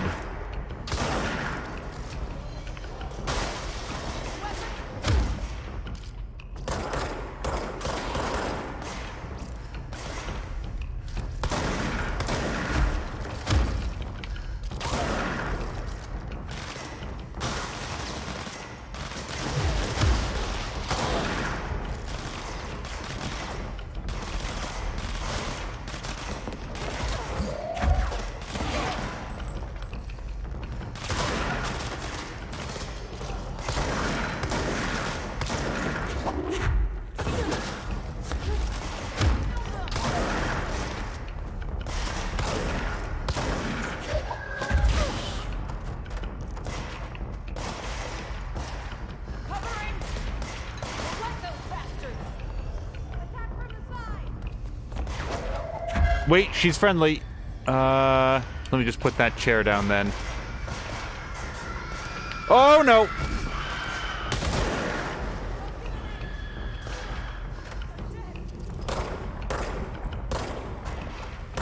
No, I don't want that. Lady, are you okay?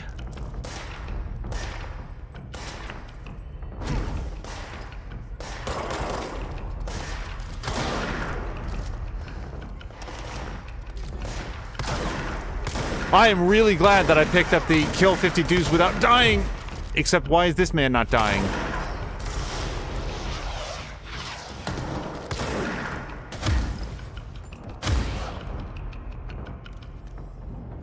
That was a big, long battle. Look, we're at 32 of 50.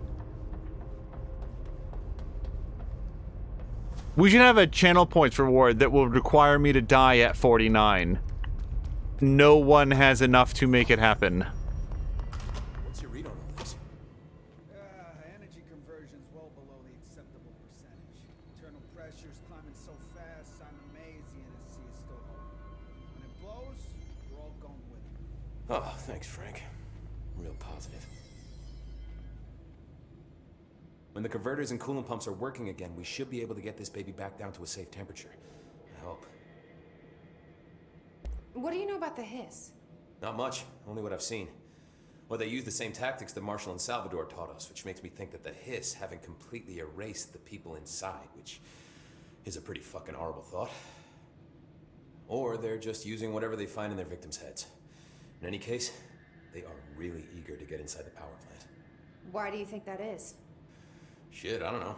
They want to make my life harder? What do you do here, Arish? Security chief of the maintenance sector. I make sure all the weird shit down here doesn't bother the maintenance crews. Learned everything I know from Salvador. The best security agent this bureau has ever seen. And you like your job? I love it. You know, everyone thinks that maintenance is the lowest rung on the ladder just because we fix pipes instead of writing memos, but I gotta be honest. These are the bravest people in the goddamn building. I'm proud to work with them. I've done a few odd jobs with these kind of folks. They say what they mean. I like that. What exactly is the power plant? Listen, I only know what Salvador told me, but I know it generates all the electricity for the Bureau, and it's got two very simple rules. Rule 1, keep it below a certain temperature. Rule 2, don't ever, ever open it. Oh, and 3, it's classified, so I shouldn't ask. Sounds like secrets are standard operating procedure around here. Oh, yeah. It's all part of the job. What do you know about the service weapon? Not much. That thing is director only. Salvador told me by the time he saw Trench use it. Sounds like that gun can do some serious damage. Yeah, I did see pictures of it once, though, and it looks different to that thing you're carrying. You modded or something? It's new. Is new a good thing? Given the circumstances, I'd say new is our best bet. Do you know this Ahti guy? Of course. He's my favorite coffee break buddy. Dude has got some crazy stories. And he probably knows more than anyone else around here, if you can make sense of what he's saying. Any idea where he's from? I'm guessing Sweden. He's from where he's from. Look, there are just some stones that are better left unturned, you know? I should be going. Right. You got a lockdown to lift.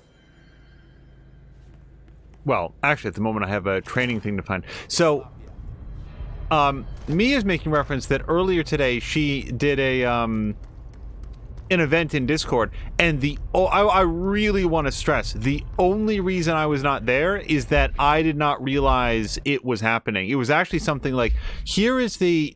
Sorry, none of this is the map.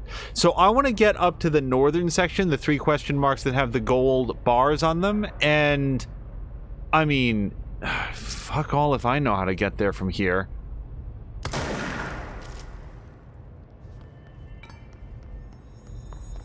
Here is the entire... Well...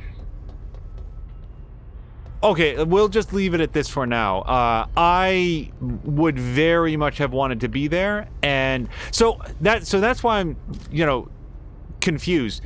That guy is maintenance, but he's currently in the security office. So that's why I was confused about, like, which division he worked for. Oh, hello to, Feecrest. Feecrest, I hope that you are having a great Saturday.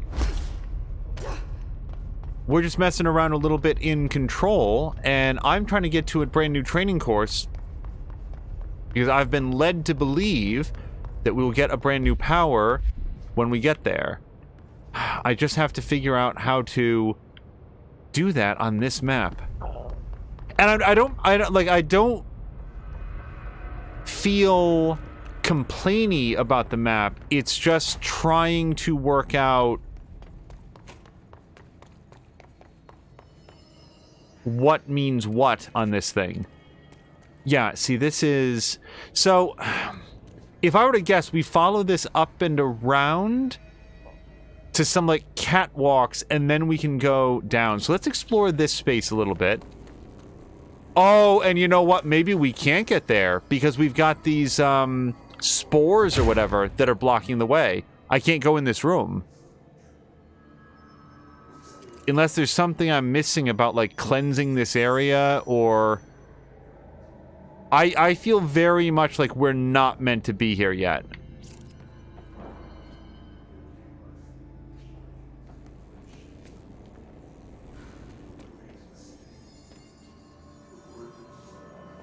Feecrest is just getting home from visiting some of Foxeye's family and had a great time. That is, as Mia said, awesome news.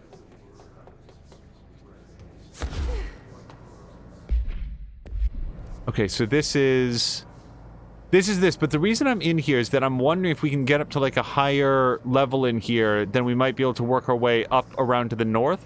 So, let's... Huh, I thought I went in here. Clearly not, or it's been restocked.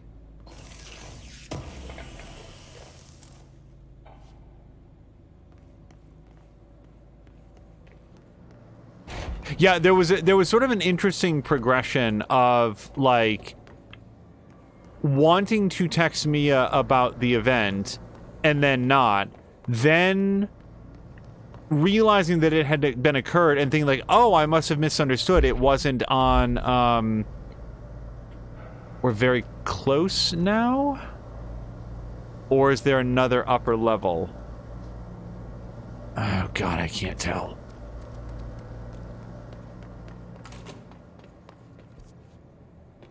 Okay, well, this is more or less where I was trying to get to, I think.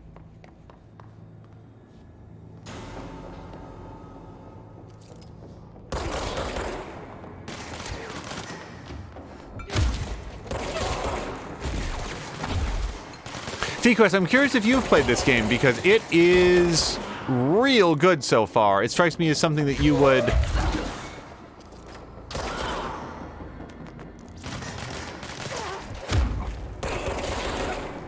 enjoy quite a bit.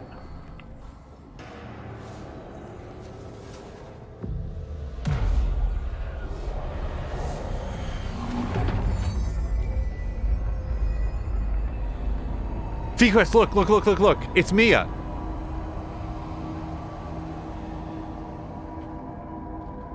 To protect them. Forces contain the lockdown. could only be lifted by a directorial override.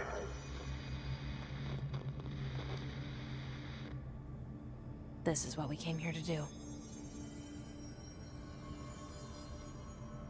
Wait, I think he just gave us something more. Okay. This.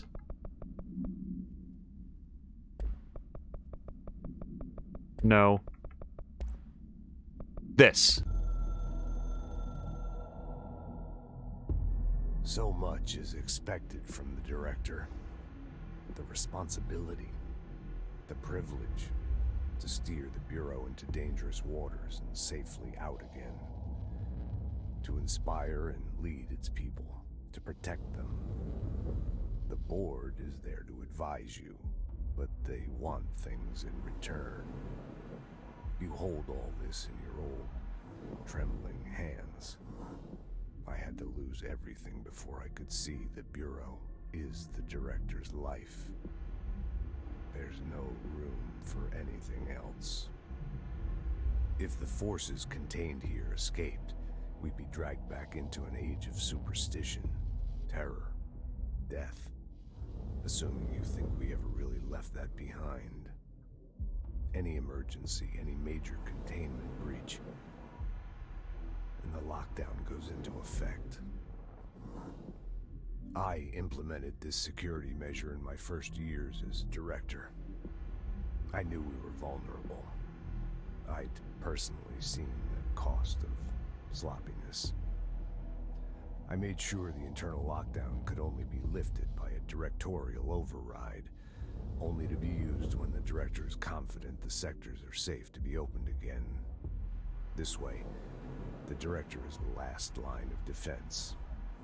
And if I screw up, it's on me, and me alone.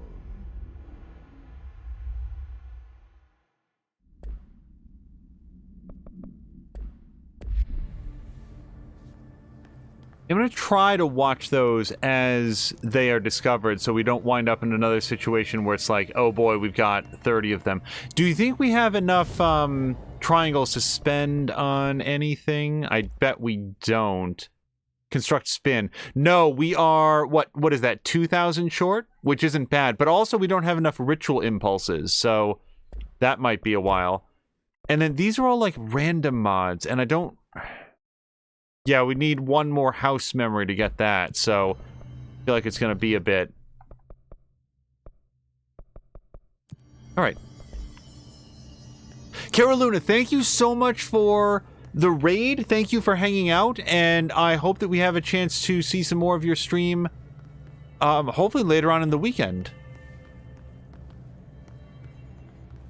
Sector elevator, is that what we're looking for? Well... kind of. Okay, let's see if we can get to where we want to be from sector elevator. And then...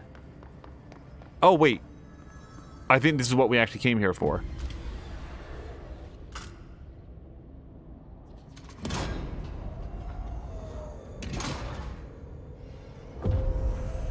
I have a question for Patikin if he's still here.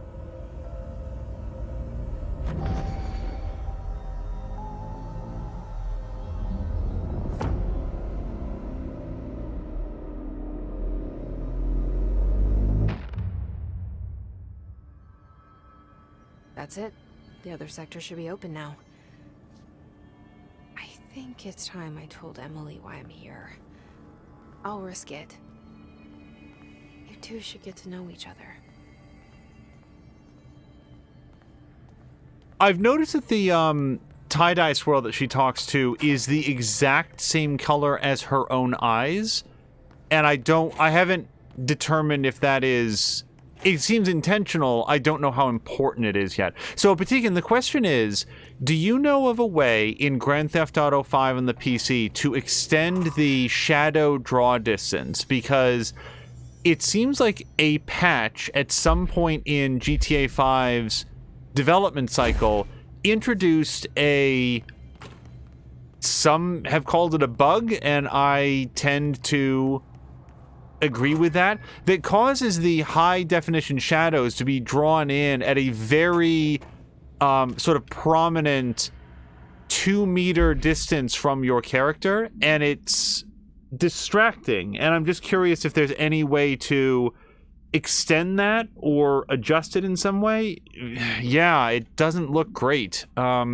It's very, very distracting, and I haven't been able to find any in-game way to solve it. We were doing some looking online, and there's some XML edits that you can make, but I'm concerned that they would interfere with the ability to play online. Unless You, review by Captain Lopez. These days, most young adult novels intertwine the coming-of-age story with either a contrived dystopian setting or a tragic romance, Unless You manage to do both. In the story, the protagonist and her love interest search for a cure to a virus called the Fix, which is simultaneously killing her and spreading across the whole world. To find the cure, they go on expeditions into dangerous, uncharted territories. The people all live in walled cities now because dystopian future, and along the way, they just have to fall in love. I liked how we never got to know if the Fix I liked how we never got to know if the Fix was ever actually fixed. The ending was bold, especially for young adult. The main character succumbs to the Fix when she's so close to the cure and commands her love interest to go on and save the world. She knows this is the end for her, but that the job can still get done. She dies out in the unknown, alone and surrounded by danger, but never loses sight of the goal. That's a good soldier's death. I give this book 3 out of 5. I feel most of the teenage angst is a little lost on me, but I'd recommend it to my brother's kids. Shit, was there a thing in the first episode about why military personnel are running book reports? I vaguely... Yeah, there's other book club things in here.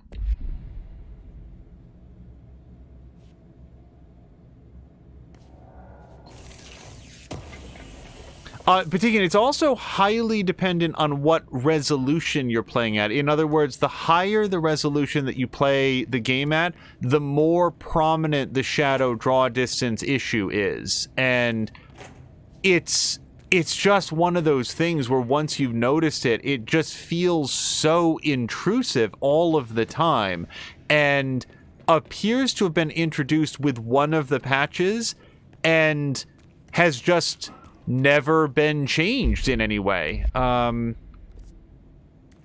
Okay, so I really want to... Nope, I can't go this way. So, just to reset, the thing I'm trying to get to there with the gold sort of border around it, that is important because it will allegedly be a new ability for us. And I can't... That feels like the exit from whatever it is. Let me just take a quick look. Here's the control room. Well, okay, maybe don't overthink it. Let me get in here, because the elevators usually go both ways. Unless this is going to take us to an altogether different region. So that's... Well, let's try to go into maintenance sector. That's different from maintenance access control.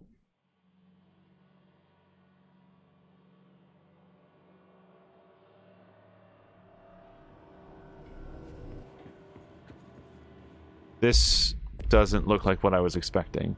Oh, no, this is exactly where I wanted to be. Okay, hopefully. I don't know what that jigsaw puzzle is. Am I supposed to do anything about this?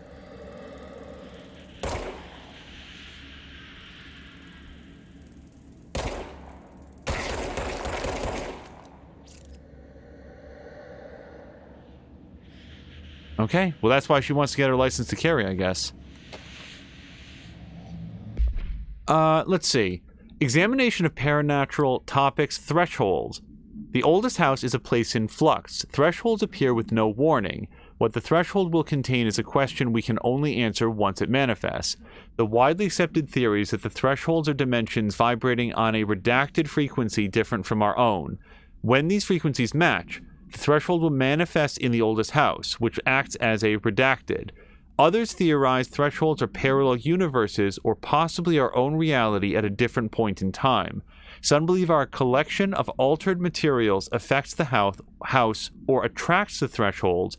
We do know for certain that thresholds are not permanent. Eventually their frequency will shift.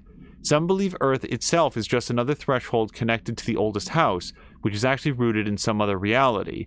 This theory, while impossible to disprove, causes redaction in those who learn of it, so it is actively denied. Here's my broad takeaway from Black Rock Processing. Well, now I want to see what's in here. Have I been in here? Did we process black rocks? Well, somebody did. Oh, and by the way, FeeQuest compared this to PsyOps, which, yeah, I made the same comparison in the... I gotta stop setting that off too close. In the first episode, it definitely feels that way with some of the ability to hurl debris.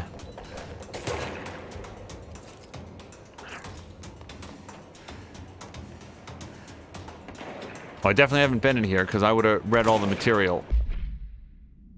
Listen, Trench is on the warpath about this Tennyson report thing. He wants to know who wrote it, and he wants to know yesterday. Whoever did it is going to get crucified. I don't know if it was one of you guys, and I don't want to know. Hold on, can we just pause here to say the number of times at my real-life job that I will tell somebody I really don't want to know this, and they will just go ahead and volunteer the information as though they're daring me to take action? It's like... No, like I said, I didn't hear you. I'm not super keen on leading a witch hunt, so tell everyone in the sector to keep their heads down. Best not to be on anyone's radar right now, you know? I tell ya, not even counting all the weird shit we deal with, this place can be a downright hostile work environment sometimes.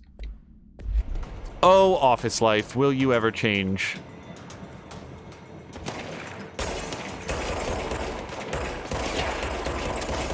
Nope, I don't want to have any of that.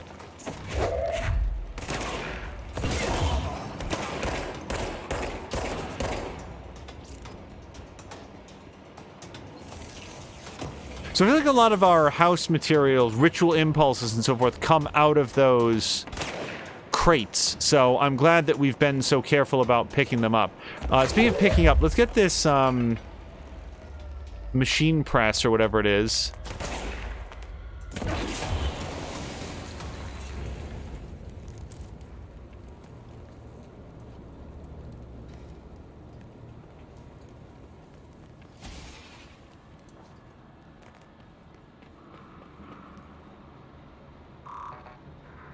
Oh, clearance level 4 for this. Well, this is not where we're trying to go, so that's fine. We're trying to get past central maintenance over to the west there. But yeah, FeeQuest, I hope Baby Fox Eyes has fun at her families. Oh, that's right. We still had some red things to shoot here.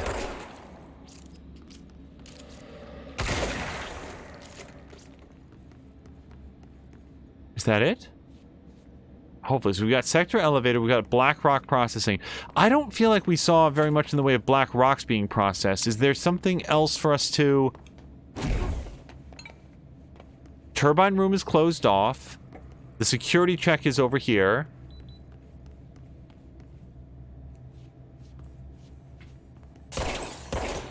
Why? What? Okay.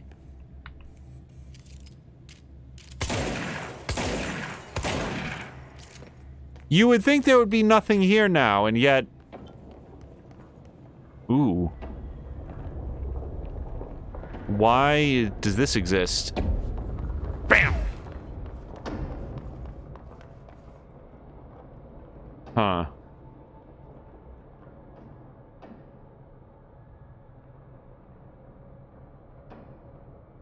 This doesn't feel like something I'm ready to do yet.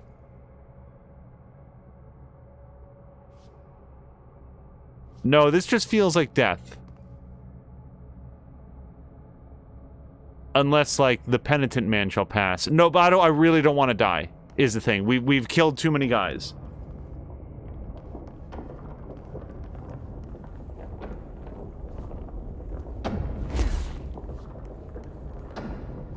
Alright, so that's black rock processing, I guess. No, that's the Atlas chamber. Actually, it's both. Well, we're gonna leave that be.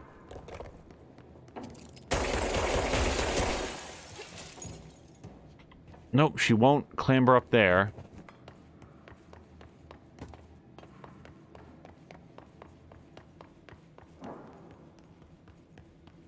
Okay, here's the room that I couldn't get into before, and...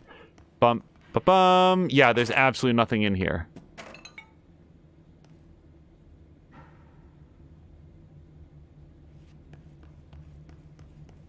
Alright, so let's call Blackrock Processing or off limits until we get level 4 clearance. I assume we'll be back at that point. So what else do we... Oh, field training. I think that's exactly what we're looking for. Just glance around in here. Field training registration desk. In the So I just read this. Welcome to the Ranger Field Training course. The course must be completed in the specified amount of time. When you're ready to start, press the button. Is that all, or? I always did love obstacle courses.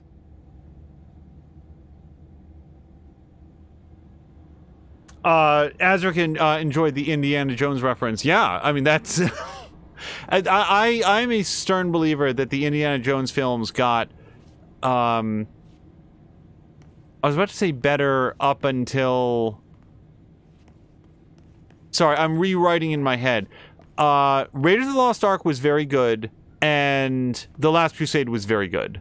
Get ready, Ranger. Course starting in 5, 4, 3, 2, 1. Go. Go... Oh.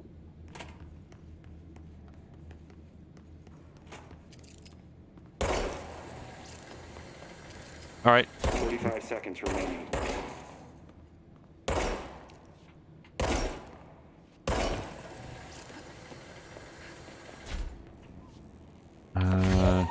Probably need to do something with this. Yep.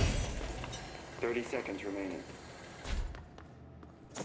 Oh, just give me the beat-by-beat playdown, won't you? Okay. 15 seconds remaining.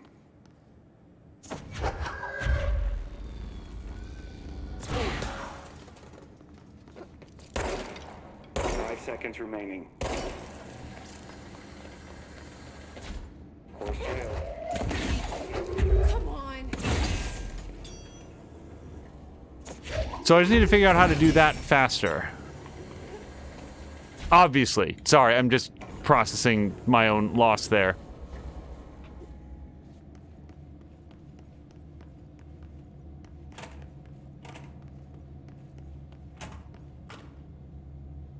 Okay, so how do I... There we go. Yeah, Last Crusade was really good. Last Crusade, I feel, was...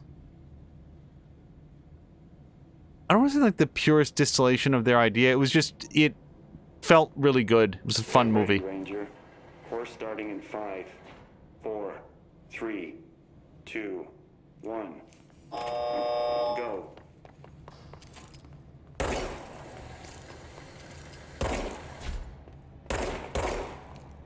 Okay, faster than this, please. This might be an example where I switch to... 45 seconds remaining. Okay, that's not what I meant, obviously.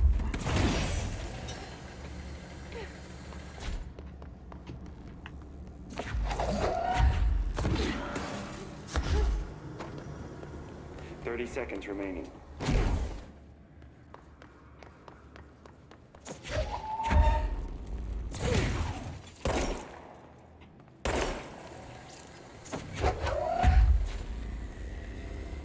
Fifteen seconds remaining.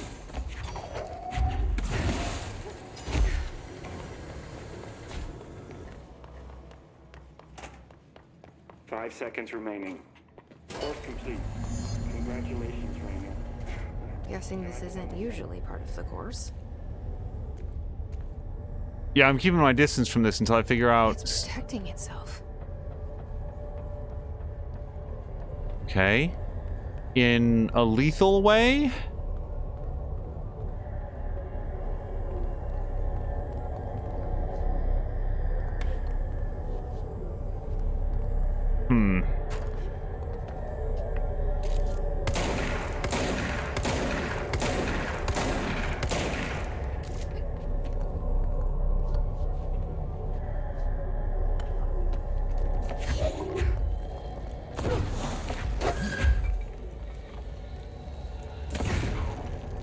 So I'm trying to figure out how to remove all the debris.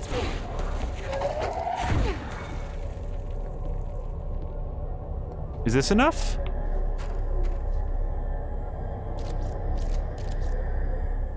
Well, I can see the safe. I just can't, you know, get to it yet.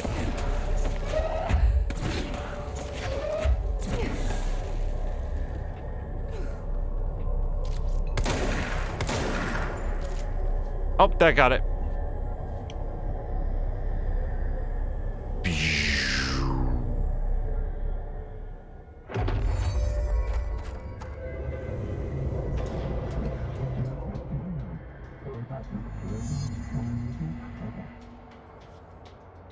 Okay, use the shield to complete. Okay, but how do I do that?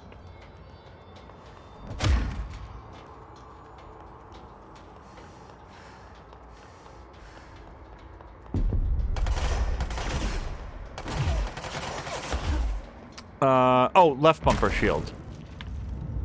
Oh, that's so cool! Look, she actually, like, gouges, like, bits up out of the environment. Oh, wait. So, now can I throw this garbage, too? No.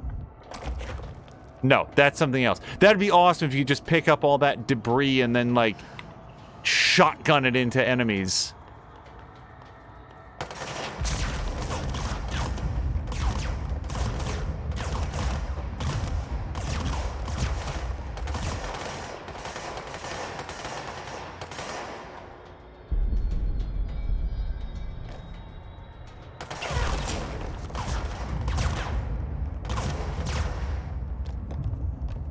I don't know if this also protects me from behind, but we're gonna find out.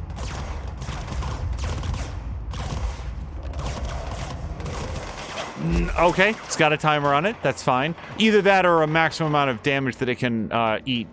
I really don't want to die here and lose my 50 guy kill streak.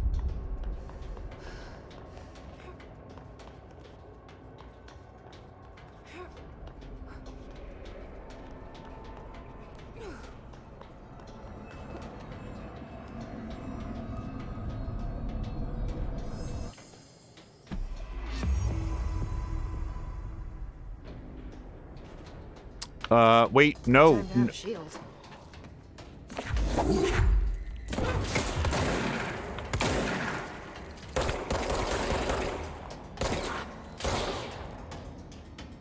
$47 of 50. Christ and a half. Can we get just like 3 more guys that aren't feeling very well?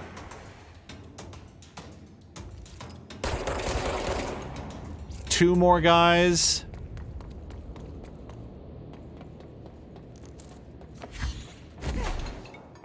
Someone just threw something at me, and I don't know who it was.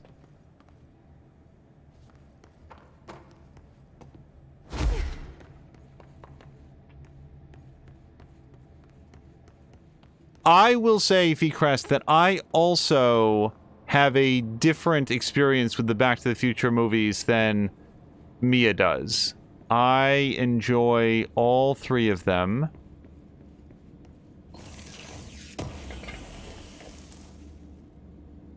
Including the 3rd one that makes me incredibly tense during that entire train sequence.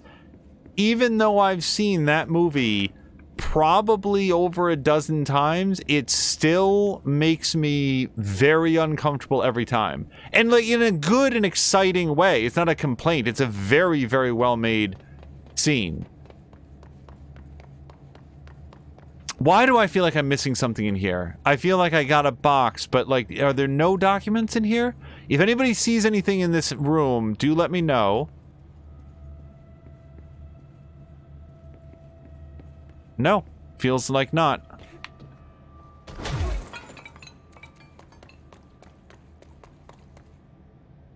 I'm gonna die with 1 dude left to kill.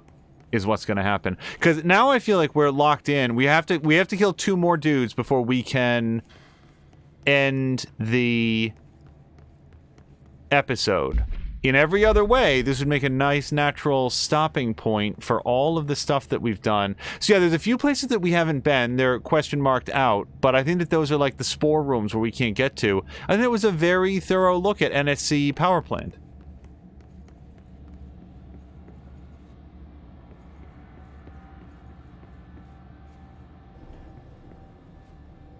So, I guess, Fikris, you were out as well. You did not get to...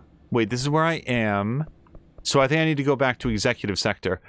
Were you able to join with Mia's event today? Because I was disappointed to miss it. And I say that primarily just to express how much I would have wanted to come. Hopefully not in a way that's like guilt trippy. It's never previously occurred to me I can't shoot those cameras. I kind of want to. Hey, dude. We don't have clearance level 3 yet. Oh, man. Emily is absolutely perfect for starting the next episode.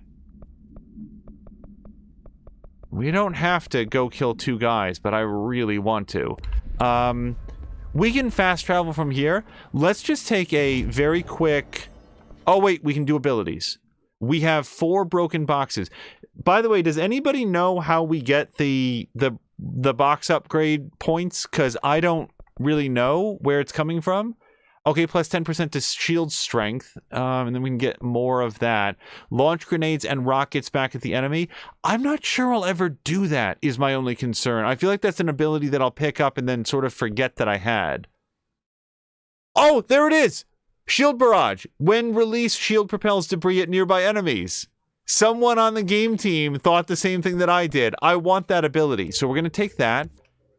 Yep, and then we're going to take... this, I think. The alternative is more health. The alternative is additional health.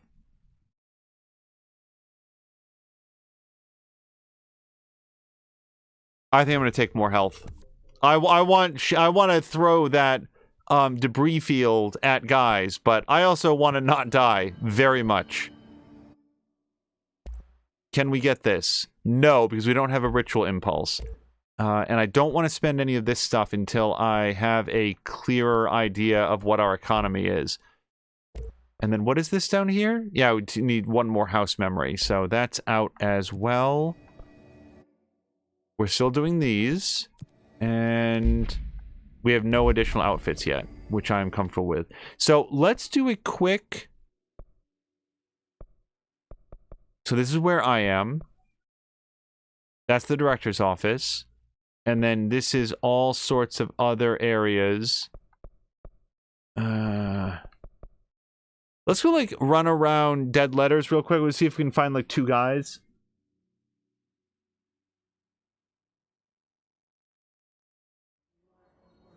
Mia's asking if people enjoy terrible Stephen King movies as much as she does. I have... Oh, hold on.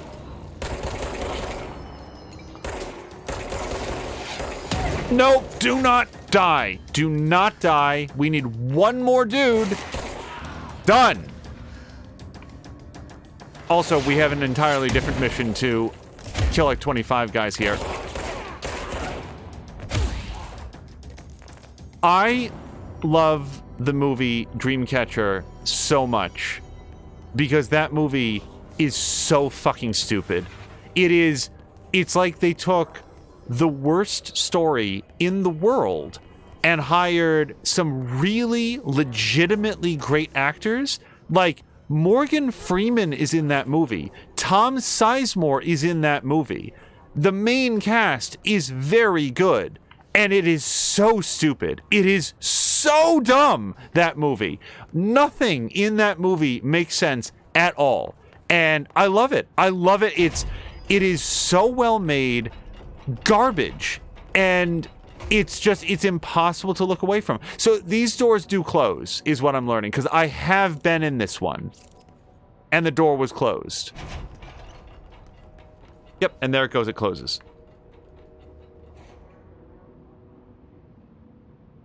I remember liking Christine a lot. I think that Misery is probably very good. Misery is probably my favorite Stephen King book that I've read. I have not read all of them. I think that Misery is a very, very good book. It has been a long time since I've seen the movie, so I don't know if I would still have an opinion on that. Oh, that was perfect. We found exactly who we wanted to. So let's go back to Central Executive.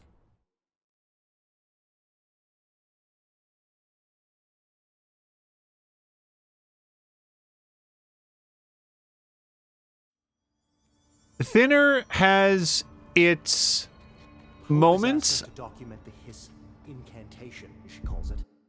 Like, the thing that sort of irritates me about Thinner is that it's based on this like the premise is that there's a Romani curse that's just sort of like a little bit, you know, I don't think there's any malice behind it, but it's just like, okay, that feels a little, you know, not particularly forward thinking. Like, look at this other culture. It's spooky and weird and filled with dark magic. It's like, okay. But aside from that, it's a pretty good movie. I remember liking Christine. God, I can't stop thinking about Dreamcatcher. God damn it, that movie. It's like, if you can watch a movie, if you're one of those people that can just completely sever the rational part of your mind and just enjoy the ride, it is a very good ride. But as soon as you think about anything in that movie,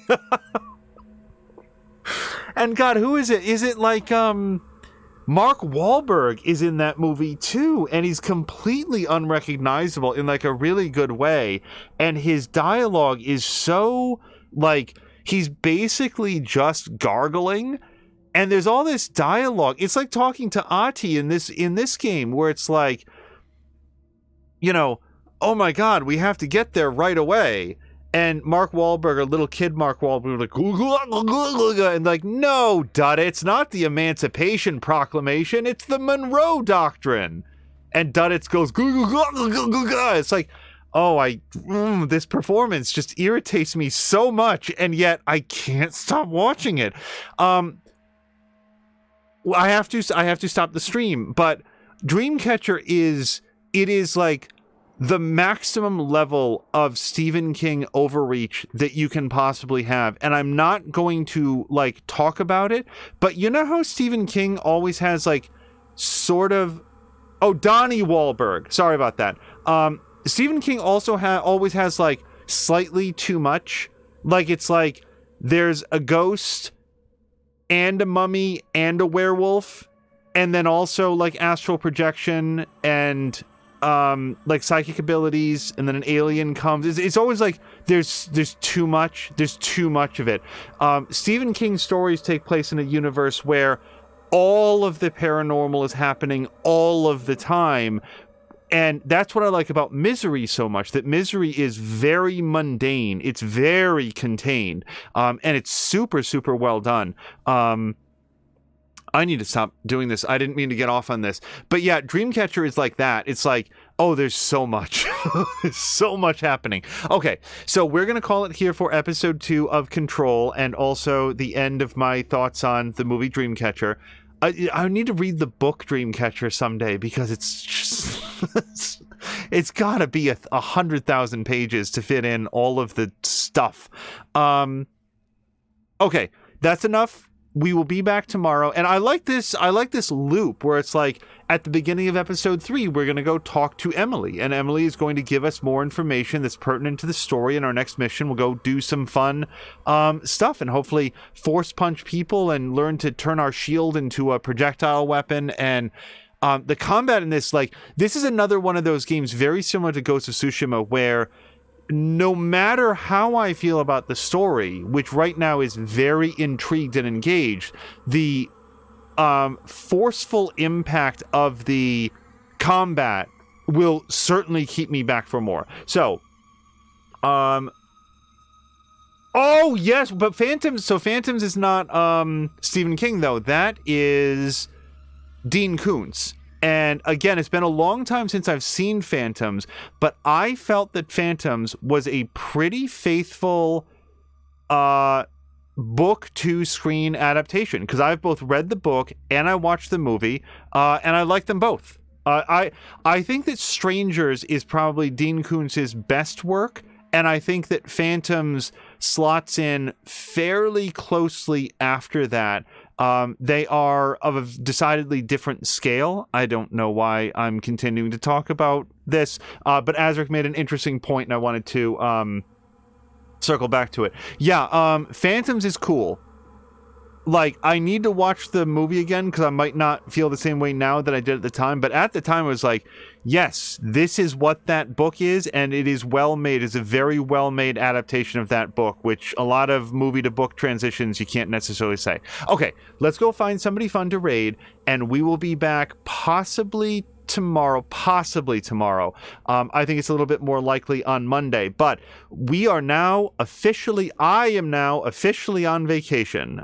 It won't be quite the two of us quite yet, but I would anticipate many more streams unfolding over the next 2 weeks, including a deep dedicated dive here into Control. I'd like to do some more Anno 1800 because it's on such a deep sale.